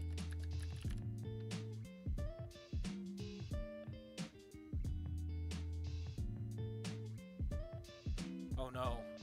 I kind of want to do this chapter right now, actually. But how can I... Dead Souls Remastered when? We must show the world. But... I kind of want to do this chapter right now. But I don't... But no one's giving me $50 for it. How can I do this if I'm not bribed? The wheels of capitalism won't turn like this. Fuck it. I am the master of my own destiny. We're doing chapter 14. After... I take a moment to just cool down a little bit because I'm a little wiggly here.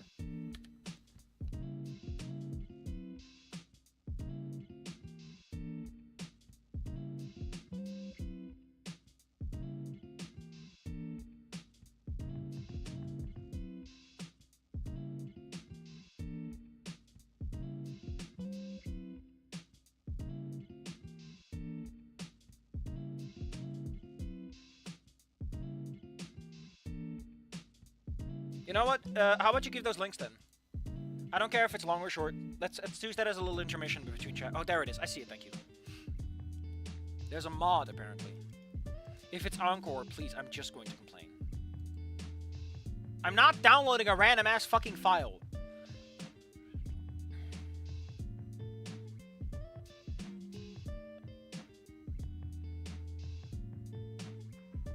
I'm not downloading this shit, man. This is like literally what they told me to watch out for.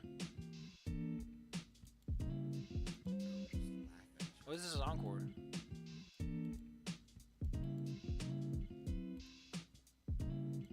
Man, Encore went way too far with this.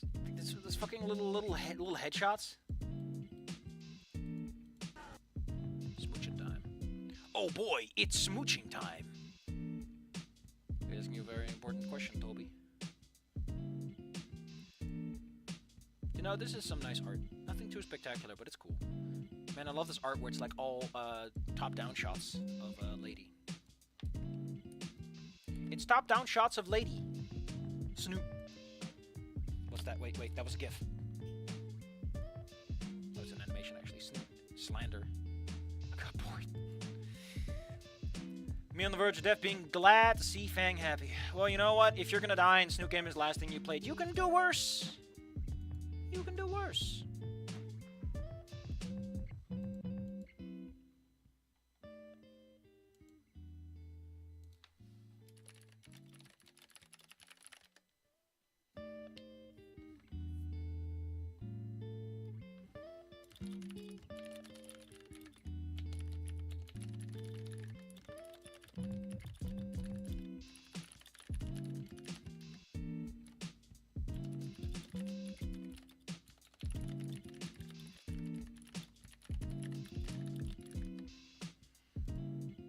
Alright. Okay, Dead Souls barely worked on the PST to begin with. Might as well remaster it so it runs on stable frame rate. Fair enough. Alright, I'm gonna take a sip.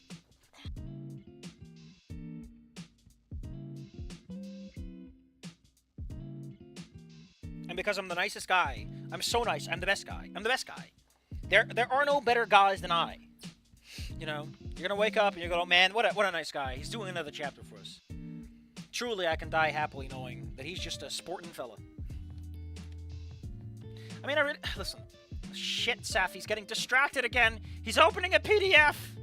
I sure am. I really like this, and it's something that shows up in both versions. Hold up. So I happen to have my hands on West End Games, the Star Wars thing, and I also have my hands on the Wizards of the Coast one, which, Wizards of the Coast, Jesus fucking Christ. Did you know that in West End Games' version, in the re-up version at least, I think you can make a Force-sensitive droid, and I'm on board with that. I'm game. Oh, these prices are really similar. You kidding me? Are you kidding me right meow? Meow, meow, meow, meow, meow, meow. Meow, meow, meow, meow, meow, meow, meow, meow, meow, meow. Meow, meow, meow, meow, meow, meow. 1 liter, 100. These prices are the same. Why is that weird? Well, because WotC has, like, they tend to do economy of scale things, so. Why are the trade goods?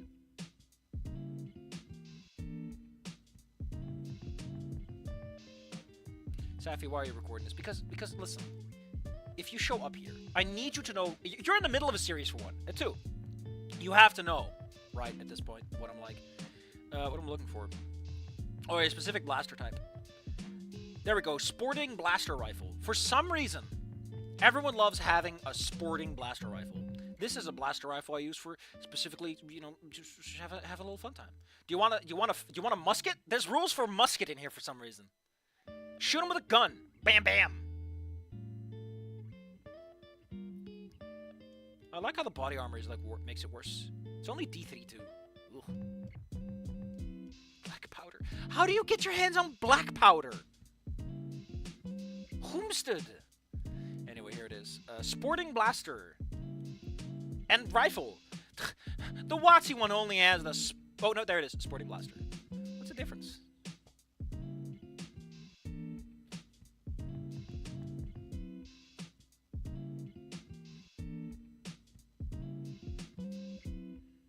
It's as restricted in use as the blaster rifle. Neat. Anyway, that's all I gotta say. Persu Sono 4 Encore doesn't tick with me. Like, who was this made? Suddenly the music stops. Senator, please explain yourself right now, because I think you and I agree on something here, and I need someone to agree with me on this, because everyone is like saying it's the best thing ever, and I'm like, I don't know what this is for. I don't know why. Like, Anon shouldn't have a voice to begin with, because he is just a stand-in character for 4chan. Regardless of how you feel about that, the whole point is that he is an Anon, an anonymous person. Giving him a voice immediately flies in the face of that. Also, anyone who's playing Fang needs to be able to sell the idea that Fang is trying to sound masculine. Like, you are immediately up against a character that is being told to act differently than she is, so you're already acting on 2 layers. Admittedly, I'm pretty sure the original... How much is Encore actually interested in that conversation? Ugh, so much to think about. Why is Large Alexanderson still open? Go, be gone. I don't need you right now. Here's a little thumbs up and a little heart for Dave's stuff. Also, I think, I've mentioned this before, but I really do feel like Snoot Games' low production quality is kind of part of the charm. The fact that the art's a little the fact that the music's a little woo, all of it kind of adds to this sense of, like, it has a character, it has a personality. And spicing shit up with voice acting and, like, fancy-ass graphics and UIs, like, come on, man. Half the fun is how goofy it is. Anyway, I've wasted 4 minutes on this bullshit. It's time we actually get to the fucking video, I guess. Calm Theme 2 will work.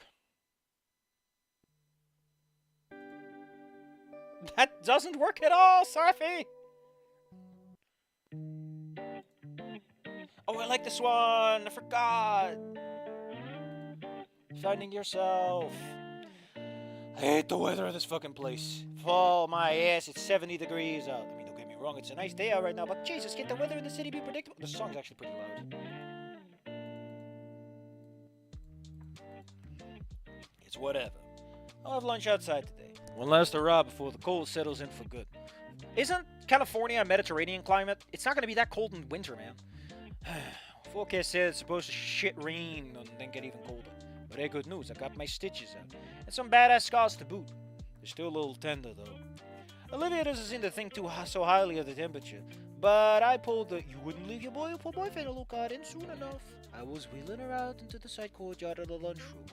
As soon as the door opens and the ass just gives a loud hit, the deep hiss that seems to come from within her diaphragm, and yanks the drawstrings of a Yuri taut, shutting everything off from the outside world except the snout. VA is a mixed bag. The redesigns. Oh, the redesigns. I didn't even look at those for realsies with my eyeballs. Yeah. Add-ons are way more saturated than this. Fangs. Huh. I like how they tried to keep a lot of add-ons like weird idiosyncrasies, like the fucking jacket collar popping all over the place. But why does he look so jacked? I don't know what they tried to do here, actually, with the redesigns. I like the background. That's pretty neat. I love that they got little shade characters filling in the gaps, but what are they trying to do with these redesigns? Fang actually looks kind of anemic in a weird way. Feh. Maybe I'm just being negative. Maybe I just gotta warm up to it, you know? Anyway. Gee, it's so cold! You won't want your girlfriend to freeze to death, do you? I lean down next to her, knowing that she can't see me right now, forming my whisper into a breathy mutter. Oh, don't worry, Silverlight, I'll keep you warm. She completely tenses up, gasping softly. I could see the red on her face even from here. I lean back and bark out a laugh as I wheel her to a good table. She loosens her hood, revealing an embarrassed crimson pout. No fair! I slide into my seat next to her, wrap my arms around her gently. I wasn't joking, you know. I got plenty of body heat to share. She reluctantly leans into my grasp, cutting me a playful, hateful side eye. Cutting me a playfully hateful side eye. You know that's true. You're on thin ice. You're lucky that's true. You're on thin ice. Glance around the courtyard. Is it really that cold for you? Except my chin atop of it. So we can go back inside if you want to. I don't mind. No, it's okay. You want to do it. I want to spend some time with you. She starts bellowing softly, nuzzling into my shoulder as I reply. Alright, I'm not used to this kind of weather. Could you tell me where you're from? Oh, fuck, whatever. Some shithole called Rock Bottom. Wasn't anything special. Lived pretty much entire time I was growing up. A lot of bad memories, you remember? You're right. You don't have to talk about it. Thank you. I lean down and kiss the top of her head, causing her to grunt softly and lean back. Everyone's leaning. Okay, well, let's eat before I freeze to death. Produces our lunch boxes and sets them out for us. The extra content is we'll see. Huh. I haven't looked at Encore much at all. I don't even follow them. I'm kind of just waiting for Scary Days to tell me it's done, and that'll be it. Will I actually play? I don't know. I don't know what the point would be, really. Like, I'm out of a job, right? Someone else is voice acting everything already, and without my beautiful art, what is the point? What are we even doing anymore? I don't really do reviews like that, either. What was school like before I got here? Gross, She says with a mouthful of sand. Oh, wait. Olivia open mouth groans with a mouthful of sandwich, and I clamp on my shut with 2 fingers. Gross. She makes a strangled squeaking sound and bats my hand away, gulping down the food and giving me a thirst stab. Hey! Sorry, continue. It was horrible. Everyone has sucked and most of them still do. All the faculty had a stick up their ass, and the student body may as well have been a student corpse. No, I just mean you'll probably be the one to link me to it in the first place. Like, I think I might just play it just to get a look. Maybe we'll go to like some of the hot button scenes or something. I don't know. Like, let me just lay this down right. The big problem I have with Encore is if Encore adds something, it's not Snoot Game. In which case, I'm replaying a large portion of a game I've already played for some extra bonus content. If it's just Snoot Game, then why don't I just play Snoot Game the way God intended? Right? It's like a remake like that doesn't really work. It's also not that old. Like, what are you remaking it for? The engine works fine. I'd do anything to get out of this place. If I take you and Damien with me. Oh, come on, not Liz? Ah, fine, I guess Liz too. Oh, it's Scalar. Colorful. We both whip our heads around. It's Scalar. She looks pissed and...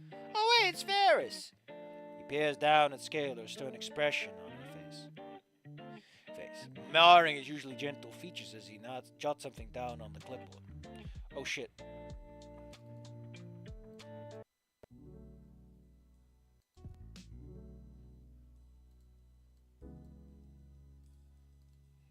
What do you say about student morale, Mrs. Scalar?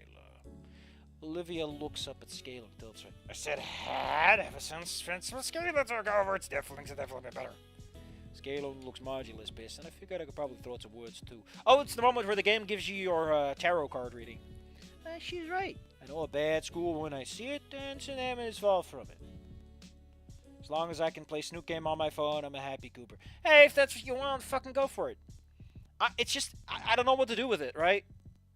I can't LP it. And, like, why would I play it again in my spare time? I just play the original. I need it for reference material. Because that's a big problem, right? I write fanfiction for this stuff. I need the original context. I can't just write based off of Encore's reinterpretation. Why would I do that? I'm already adding my own shit. At that point, it's a... Recently announced, due to engine limitation, they changed from Ren'Py... What? You mean Encore? From Ren'Py to Godot. Godot? I like how they ran into engine limitations. Wani and Snoot are both built in Ren'Py, and I'm like, you can do enough with it. What are they doing? Like, you've seen the phone stuff they do in Wani, right?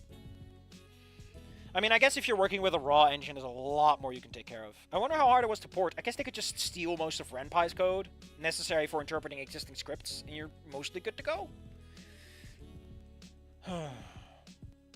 Mr. Ferris's expression softens as he listens to my words. He steps forward. So, Mr. Folt, would you say our time at St. Hammond Central Transfer has been both fruitful and comfortable? I have to chew on my thoughts for a moment. Fruitful? Yeah, almost definitely. Comfortable? That's not the school's issue. Kinda hard to be comfortable when you have to toe the line like I do, but I punctured the butt with a raised finger. A proper reactionism. If only we had established this in some slightly better, I guess. I think I'm as comfortable as the school could be making it, given the circumstances. Teachers actually care about teaching. I got good friends. Considering why I may have actually had a pretty good time. Ferris gives me a please nod. He writes his thoughts down. The Skater looks decidedly less annoyed. Ferris then turns to Olivia. What about you, Mrs. Olivia Halford, was it? You know Randy! He brought her up, right? Got any more comments regarding St. Hammond? Be honest, if you please. Olivia peers at me with a cautious smile and takes a deep breath and turns back to Ferris with a neutral expression. So many fucking people in this have, like, any other expression and then they return to a neutral expression. Fuck, she's about to roast the fuck out of something. Well, the school needs more handicap access ramps. Also, the elevator in the main building is busted. Sometimes I get stuck for several minutes. Also, our PE teacher steals hats from students and hoards them in the equipment shed. Really? We're just porting that joke? Fair enough. Renpai is really limiting. It has some major issues. It's pretty unstable if you go just an inch above its limits. Oh, I didn't know. I'm not too familiar with how Renpai works myself because I've never worked with it.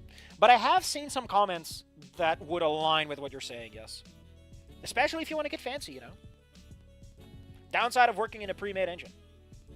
You're gonna bump your knees on something. Stubby toe. Oh, Scalar's pissed again. Damn, she really threw Solly under the bus like that. Ferris only gives Olivia a gentle nod and writes all that down before turning to face Scalar with a stern expression.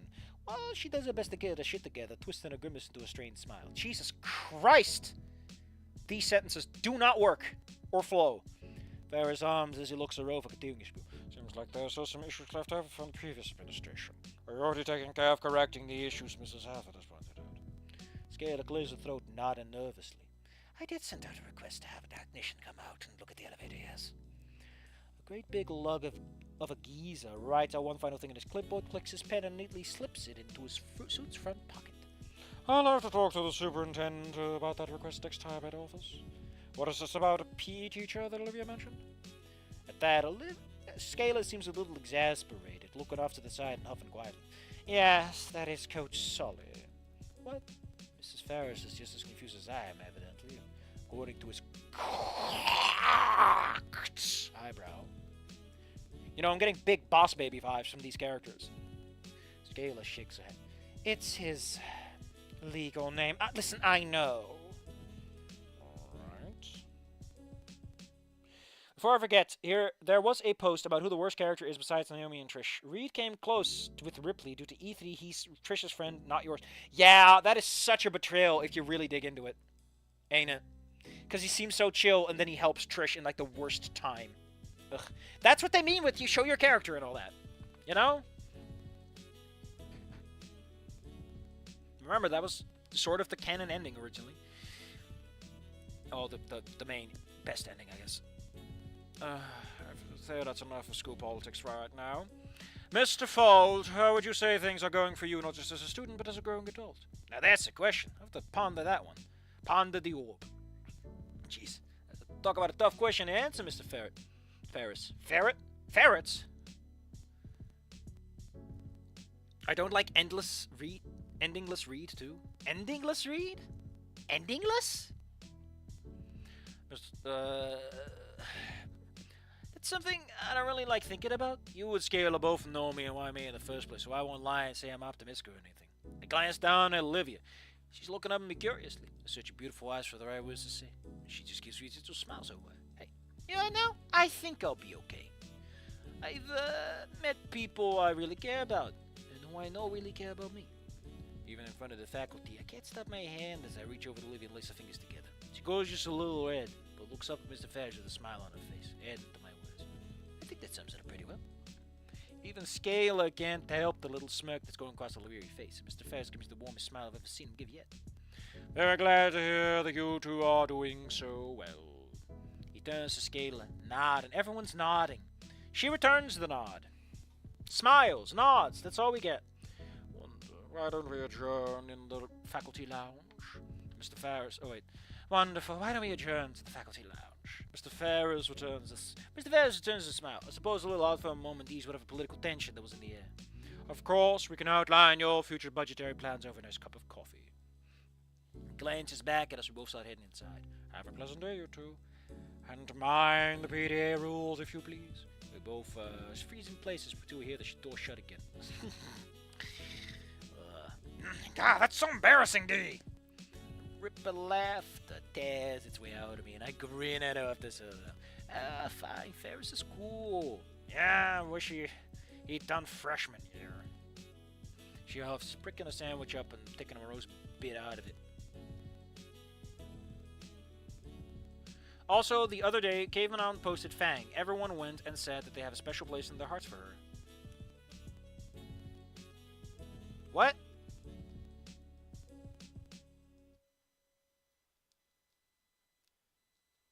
What? lean back in my chair idly. Well, hey. Senior year, we're almost halfway through it. No, you're not! How are you halfway through senior year if it's not even December? I gotta put up with the shit for a couple more months, you know? You're not even halfway done after winter formal! And what? I guess the shit. Just go get a job or something. And do what, flip burgers? Hey, I have you know. The security team I work for at the wedding won't hire me after I graduate. Really? Wow. I heard it's a pretty good career. Yeah, I don't know. I think I want to join the AFC. Hey, well, I like fighting. If I can do it professionally, is that such a bad thing? I guess not. I just don't like the idea of you getting hurt. I grin at it. Leaning down, I pick her on the cheek. That's my silver light. Dork. Well, what are you gonna do? Got an art degree online, nothing special. Hey, why are you saying it like that? What other option do I have? The only time I'm worth anything is when I have a brush in my hand. It's the only class I'm passing to. Oh, come on, don't resign yourself to that just yet. We still got time. It gives me a non-committal arm, and I'm left at a loss for words. I wrap my arms around her and hold it tightly regardless, which she reciprocates, so we just sit there quietly until the bell rings. Until then, the silence is deafening as I take my position behind the chair and start to push the history. About halfway there, I look down at her. She's clearly deep in thought about something. Hey, what are you thinking about? Jumps, tilting her head until... Meeting my eye was with hers. Just thinking about what we were talking about earlier. You seem to have some kind of plan, but I really don't. It's just bugging me a little.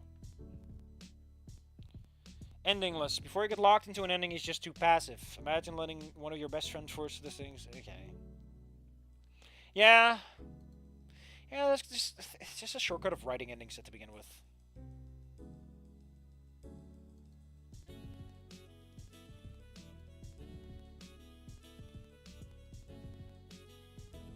Gotta be honest, I'm kind of losing my mind here over some weird reasons.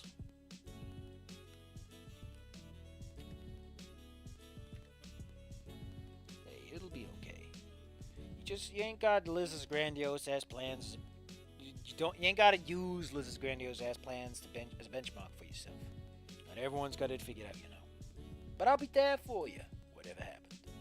Her head swings back down towards her lap, but I can tell from here that she's flustered. The tail creeps up and wraps around my wrist gently, squeezing out a quiet thank you. We'll continue walking for a short while until I'm snapped out of my reverie by a familiar and shitty little sight.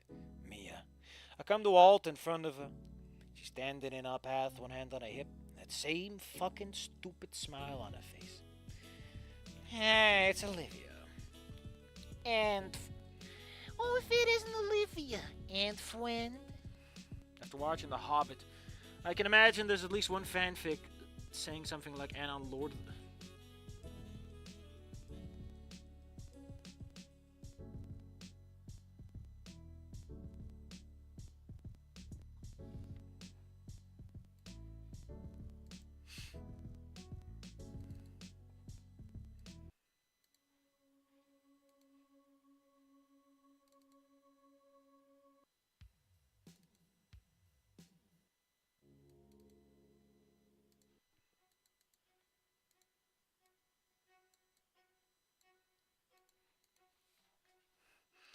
and friend. Olivia stiffens in her chair, scowling at the red cunt as she hisses out a forced greeting. Oh, hey, Mia. Hey, I gotta borrow Olivia for a little bit skinny, and the grip's over. Almost immediately, a flash of rage boils up. Who the funk do you Olivia's voice thus cuts me off. Oh, It's fine. It knocks the winds out of me, and I look at her flapping against it. She's turned around in her chair, just looking at me sternly. Just go to Proclus, okay? I'll be right behind you. I tried to spit out some kind of rebuttal, but she shut me down immediately. D, I'll be fine. I set my jaw and glare at Mia, stepping back from the chair. The parasol saunters into place and gently takes the handle smack. Oh, it'll be okay. We're just gonna have a little girl. Oh, it's okay. We're just gonna have a little girl talk. No boys allowed. Mia starts wheeling Olivia away and I'm left standing there, confused and pissed off. Fuck that. I'm not gonna go to class while fucking Mia is doing fuck off nose with my fuck off girlfriend. Wait a few solid minutes. minutes, they're already gone. And then slowly creep after them. I have no fucking clue where they went, but I'll find them. I stalk the halls quietly even as the daddy bell rings above me. I cut down all strain in my ears. Oh shit! Nothing to something Anon's telescopic ears. Here's something I keenly recognize. Even in my boots, my feet slowly rise and fall off the tiles silently. I ain't no stranger to playing hooky. I know how this shit works. I find myself standing by what? I find myself standing by of the door of to what? I find myself standing by the door that I assume leads to the algebra classroom, judging by the stupid ass posters on it. Your voices inside, both of which I recognize, and they're arguing. I crouch down low under the window and pry the handle down, cracking the door but pressing my head to it. Voices ring out clearly now. It looks like shit! How am I supposed to turn this garbage into critical grade, huh? You should be happy it's even done in the first place, considering how much you're making me work, Mia. Doing your work is extra enough, but having to do all of your friends' work is killing me! Oh, boo fucking who? You'll do it anyway, unless you want your fucking skinny knight and shiny armor getting exposed to the violent freak he is. What the fuck is she talking about? Fine, just leave him alone, okay? I'll keep working. I'm seeing red. Actually, I'm not. I feel cold. This is a new type of rage. Oh no, he's unlocked Super Saiyan 2! It's almost like I'm so pissed off I flipped around to being calm. Oh no, it's Super Saiyan Blue! I flipped around to being calm. I stand from my crouching position and push the door open, interrupting them as I step through the threshold of the door. Their heads whip around and Olivia's face is blasted with horrified confusion. And Mia's with indignant irritation. They both bark out, "What the fuck are you doing here?" as they step into the classroom and shut the door behind me. My voice is even, cold, free of emotion, and free of its usual rough cadence. Oh shit, that's actually a really interesting way of handling that. Kaioken times 4. So, what's going on? Oh wait, so, what's going on? Olivia's eyes widen at my tone. She looks scared. Some part of me hurts to see her like that, but how I'm feeling right now? Bad as a back down. Mia similarly looks a little surprised by my attitude. She was on guard when I walked in, as if she expected me to charge it down. Instead, she crossed arms and sneers. Oh, for fuck's sake, you're real. Oh, for fuck's sake, you're a nosy prick, you know? Aren't you? I stepped forward, closing the distance to just an arm's length. I should be saying that about you. I heard what you said. I hold my hand out. Come on, show me. Give me the dirt. Show me what you're gonna expose me for. Dee, why did you come here? I said it was Olivia. Show me now. Her voice dies as I utter the name, flinching. I address Mia again, of course. She rolls her eyes and flips the phone out. She casually scrolls through it before holding it up to my face. It's a video of me at the pit. Oh, shit, what the fuck? It's one of my more brutal fights against this rat guy. He wouldn't stay the fuck down, so I ended it by having to break his leg to stop the match. Whoever was recording it got a clear view of me stomp it down on his leg. Crack is audible, as is the guy's gut-wrenching scream he gives out. I look like that when I fight? God, I don't even look human anymore. Lowers her phone as the video ends, and eyebrow cocked to me. And I thought I was violent. You're a real piece of work, you know that, Skinny? Actually, I'm impressed.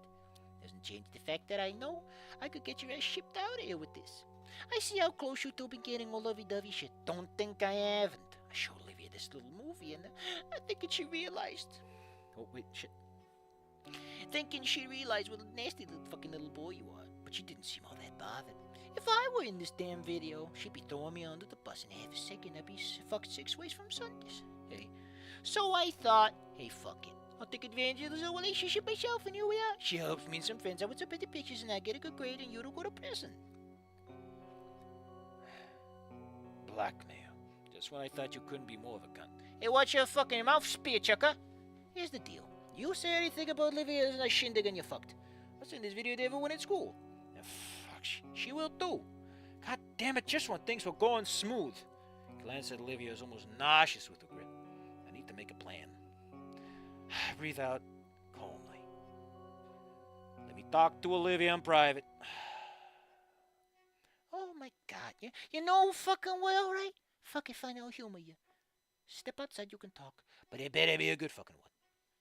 Mia takes a few steps backwards, glaring at us both before she spins around and exits the room. Silence pervades the air as I look at Olivia. She looks up into my eyes. I can already tell she's on the verge of tear. Why?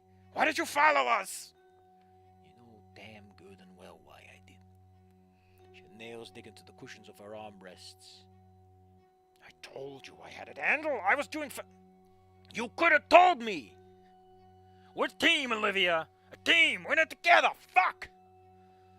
Lower my hands and lean forwards on my elbows, staring at her sorrowfully. Their look is apparently enough to do it. The tears start spilling freely. She sinks in on herself, burying her face into her hands, sobbing. Even through it, she hiccups up a sentence. What are we going to do? I don't want to lose you, D. I stand up, walking over to her and kneeling down in front of her. Wordlessly, I draw her into a tight hug. Her arms immediately throw themselves around me and she sobs into my shoulder. I can feel her heartbeat. It draws up some inner strength in me. You won't lose me. We'll figure it out. No matter what happens, we'll figure it out. First, we need to figure out what to do. For one, I'm not letting you slave yourself away from Mia. Not a fucking chance. I'll take the fall if I need to.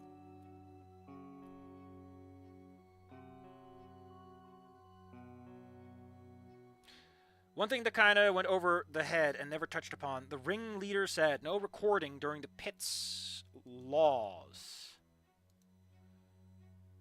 Safely assuming it's part of the underworld. Is that the case?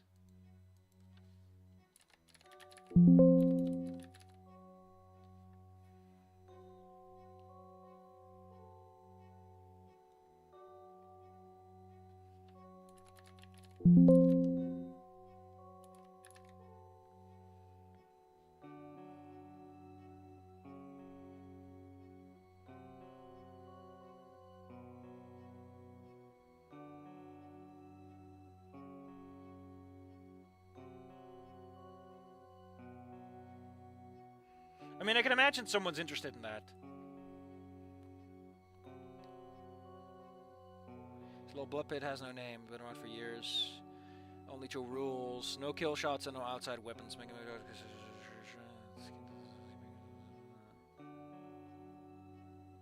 I don't see what you're talking about.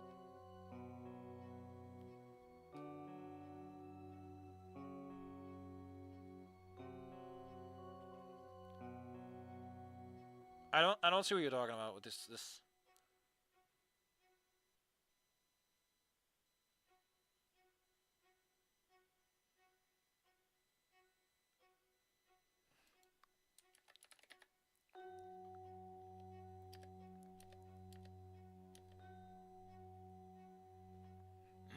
But if that's the case, I mean, considering how the pit works, it's still safe to say that someone will try retribution on her in that case. I mean, yes, that bloats the scope of what we're dealing with, but you know. No. Comes to that, I stay out of film. If it comes to that, only if. My first stipulation taken to Tuiatica. I still won't do this. No! There we go. But I don't.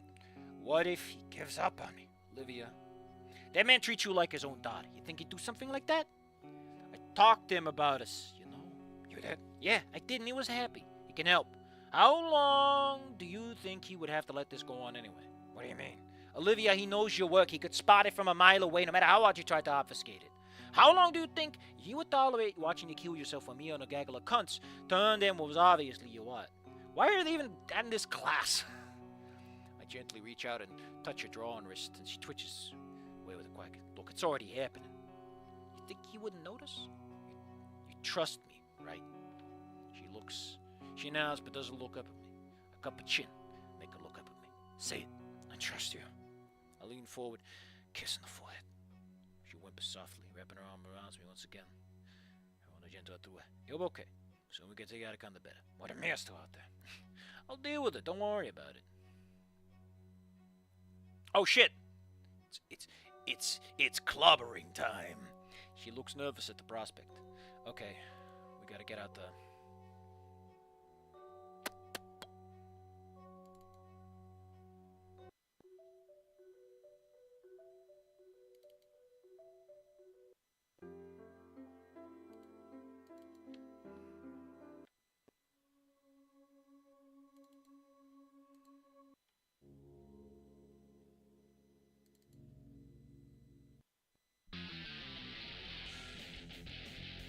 No, we're not going with that.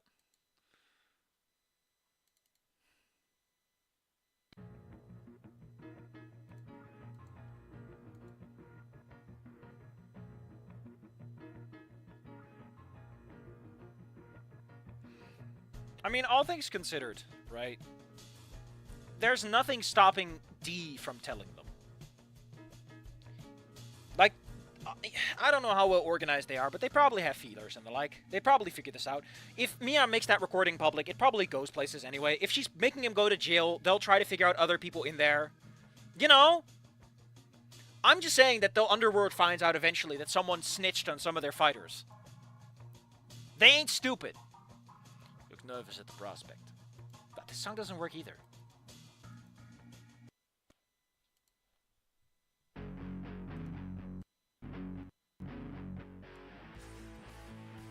I stand up firmly and grab the handles of a chair. Hastily start making our way out of the classroom towards the elevator. I glance all around. There's no me on sight. But I know that bitch around is somewhere. I slow a pace down. Listen. Bingo. The sound of a second pair of footsteps echoing down the hall. I slowly slow down. This still doesn't work. I take my time, slowing down until I come to a halt. The steps come closer. Olivia freezes in her seat soon enough. I feel murderous presence behind me. It still comes wrapping around my peripheral vision, jagged spot coming to rest neatly on my shoulder. A voice dripping with venom sounds. So, you two trying to run off? This is gonna suck! I wrench my shoulder roughly, hissing in pain as two of the spikes easily find their way through my clothing and into my flesh. They come out stained in blood, and even already my clothes are darkening with the vital fluids. She steps back, a shock of pain in her face. What the fuck do you think you're doing? My elbow shoots out behind me, turning directly in the snout. Nothing breaks, but she staggers back, gripping her maw and roaring in pain.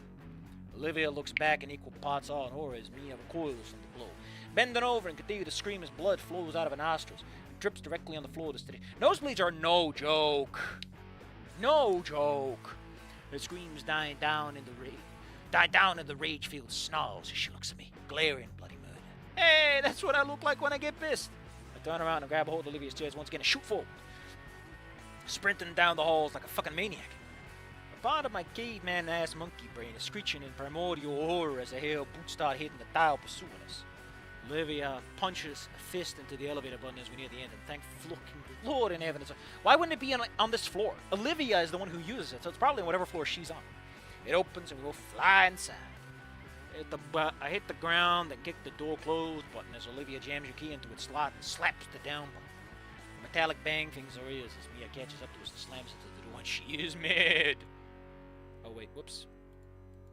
I'll fucking eviscerate both of you. Your economies get so bad I'll bury you both in the shame-shallow grave. Mia shrieks out in a rage fuck as the elevator cranks to life and begins descending. Press myself against the wall, gripping my bleeding shoulder and grunt. It hurt. Oh my god, dear, are you okay? Yeah, that's looking like a motherfucker. No, not really. I wrench my jacket halfway off to observe the wounds, and Olivia gasps. Not as bad as it could be. Still bleeding like a motherfucker, though. But I don't think they'll need stitches, thank you up to Jesus Christ. I just got the other ones out. Fuck it. Peel the rest of my jacket and rip my shirt off there in the fabric apart, tying it around my shoulder to staunch the bleed. Jesus. Looks like a murder scene in here. Man, this is gonna suck. Peer tidily back up at Olivia, who's seeming to take this fairly well, things considered, so I proffer a question. Poffin? Do you know what Poffin feels like? What are we gonna do when we hit the bottom? Olivia looks at the key and wrenches it out of the slot. Just gotta stay quiet. It won't open without the key. I try to ignore the fact that I might be slowly bleeding to death as the elevator reaches the bottom with a clunk and powers down. A small gap in the door keeps it from being totally dark. And we sit in silence for what feels like minutes as I lean my head back against the cool wall of the elevator. Soon enough, I hear heavy boot stomps gunning closer and charging up to the elevator, accompanied by the obvious sound of property destruction. Mia's angered voice cracks in the air. You motherfuckers better still be in deaf. You cowards ran away, so help me, rep to Jesus. Her breathing is labored, audible even through the metal doors. Probably both from exertion and the blood flow in her nostrils. He puts her ear to them a few times, try to listen for us. I'd be cheeky to stay quiet right now. Let's put on a...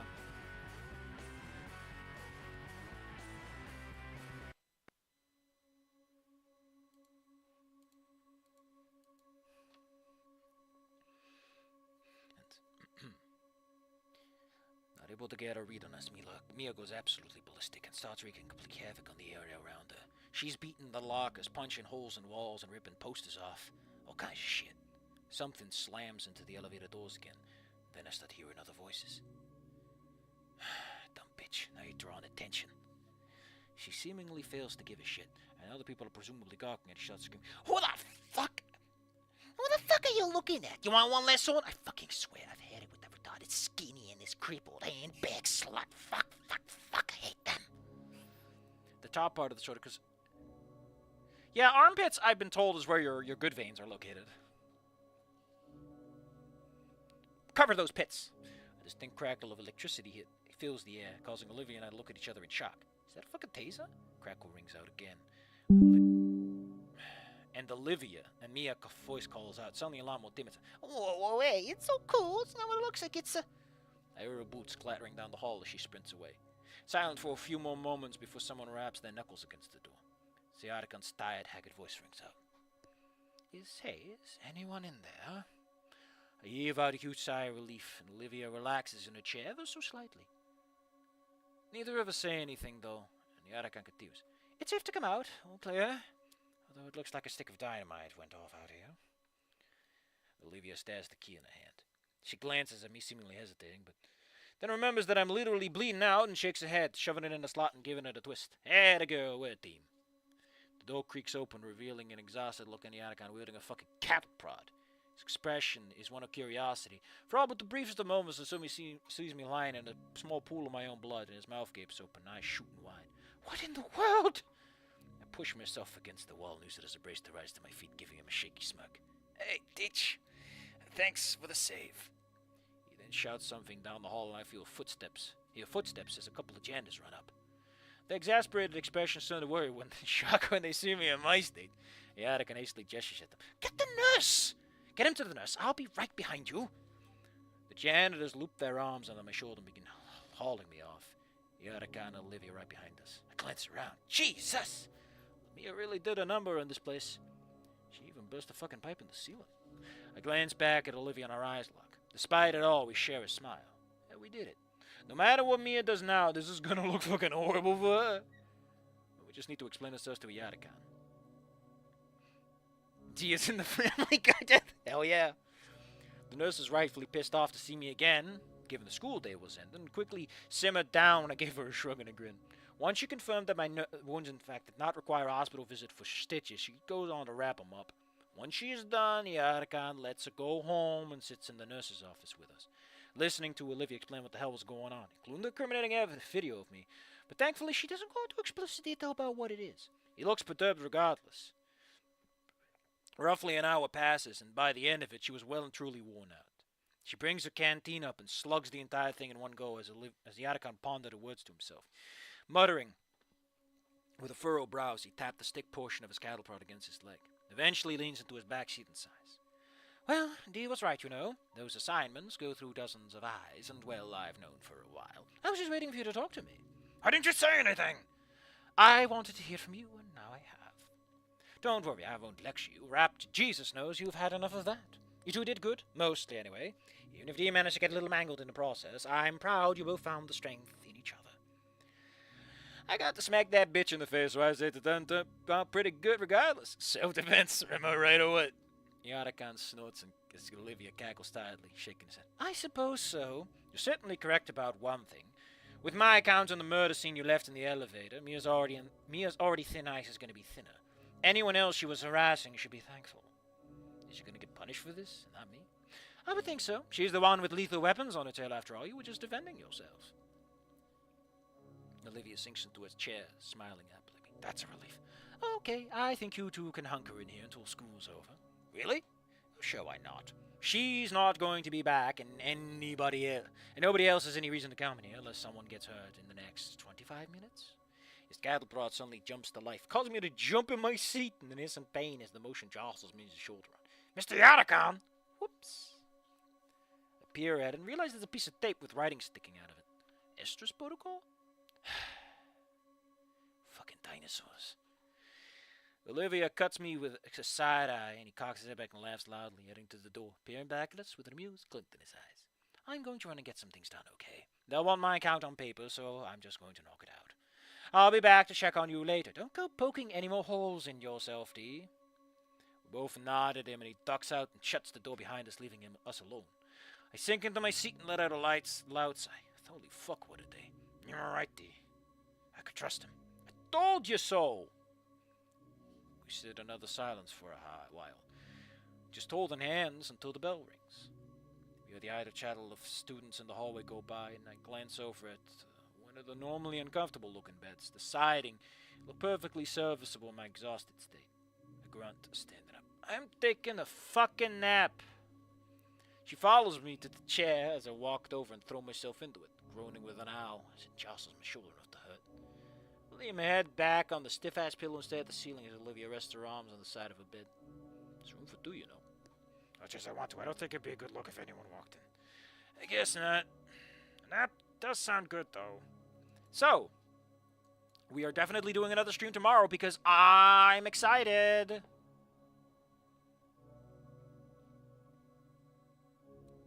I really thought Dee would have beat the hell out of her. Yeah, it was kind of the same.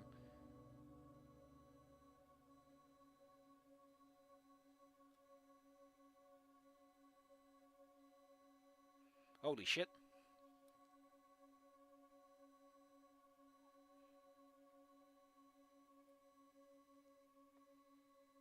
Oh, he's having a little nightmare. And then we get the whole thing.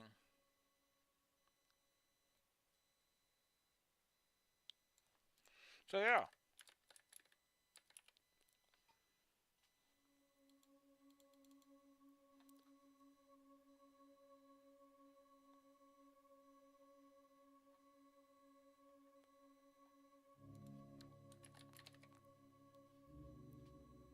So yeah, I guess we'll take care of this. I've gotten some inspiration for one. So yeah, tomorrow we'll do more because I'm interested where this is going. And hey, it's the scene where Yadakon does the thing. See you guys then. Since we've already done the links, I guess it's time to just call it a day. It's already getting a little late, and you know whatever. I'm a little angry at myself. I want to poke myself in the chest and call myself a big bingus. Thank you all for coming. It would have been nicer if someone had brought $50, but I guess that's just never gonna work out, is it? It was a once-in-a-lifetime opportunity. From this point forward, nothing but poverty. Ain't that just the life? To be fair, he can't fight in school. Yeah, fair enough. He does have a good reason not to actually engage too much of him. But like I said, we're gonna call it for now. Tomorrow we'll do chapter 15, I guess, Monsoon Maledictions. Is the next chapter after that's a similar length? Maybe we'll do two. Maybe we'll do 2 chapters. I don't know. Oh, that's the what's it called? That's the yeah, it's the Liz chapter.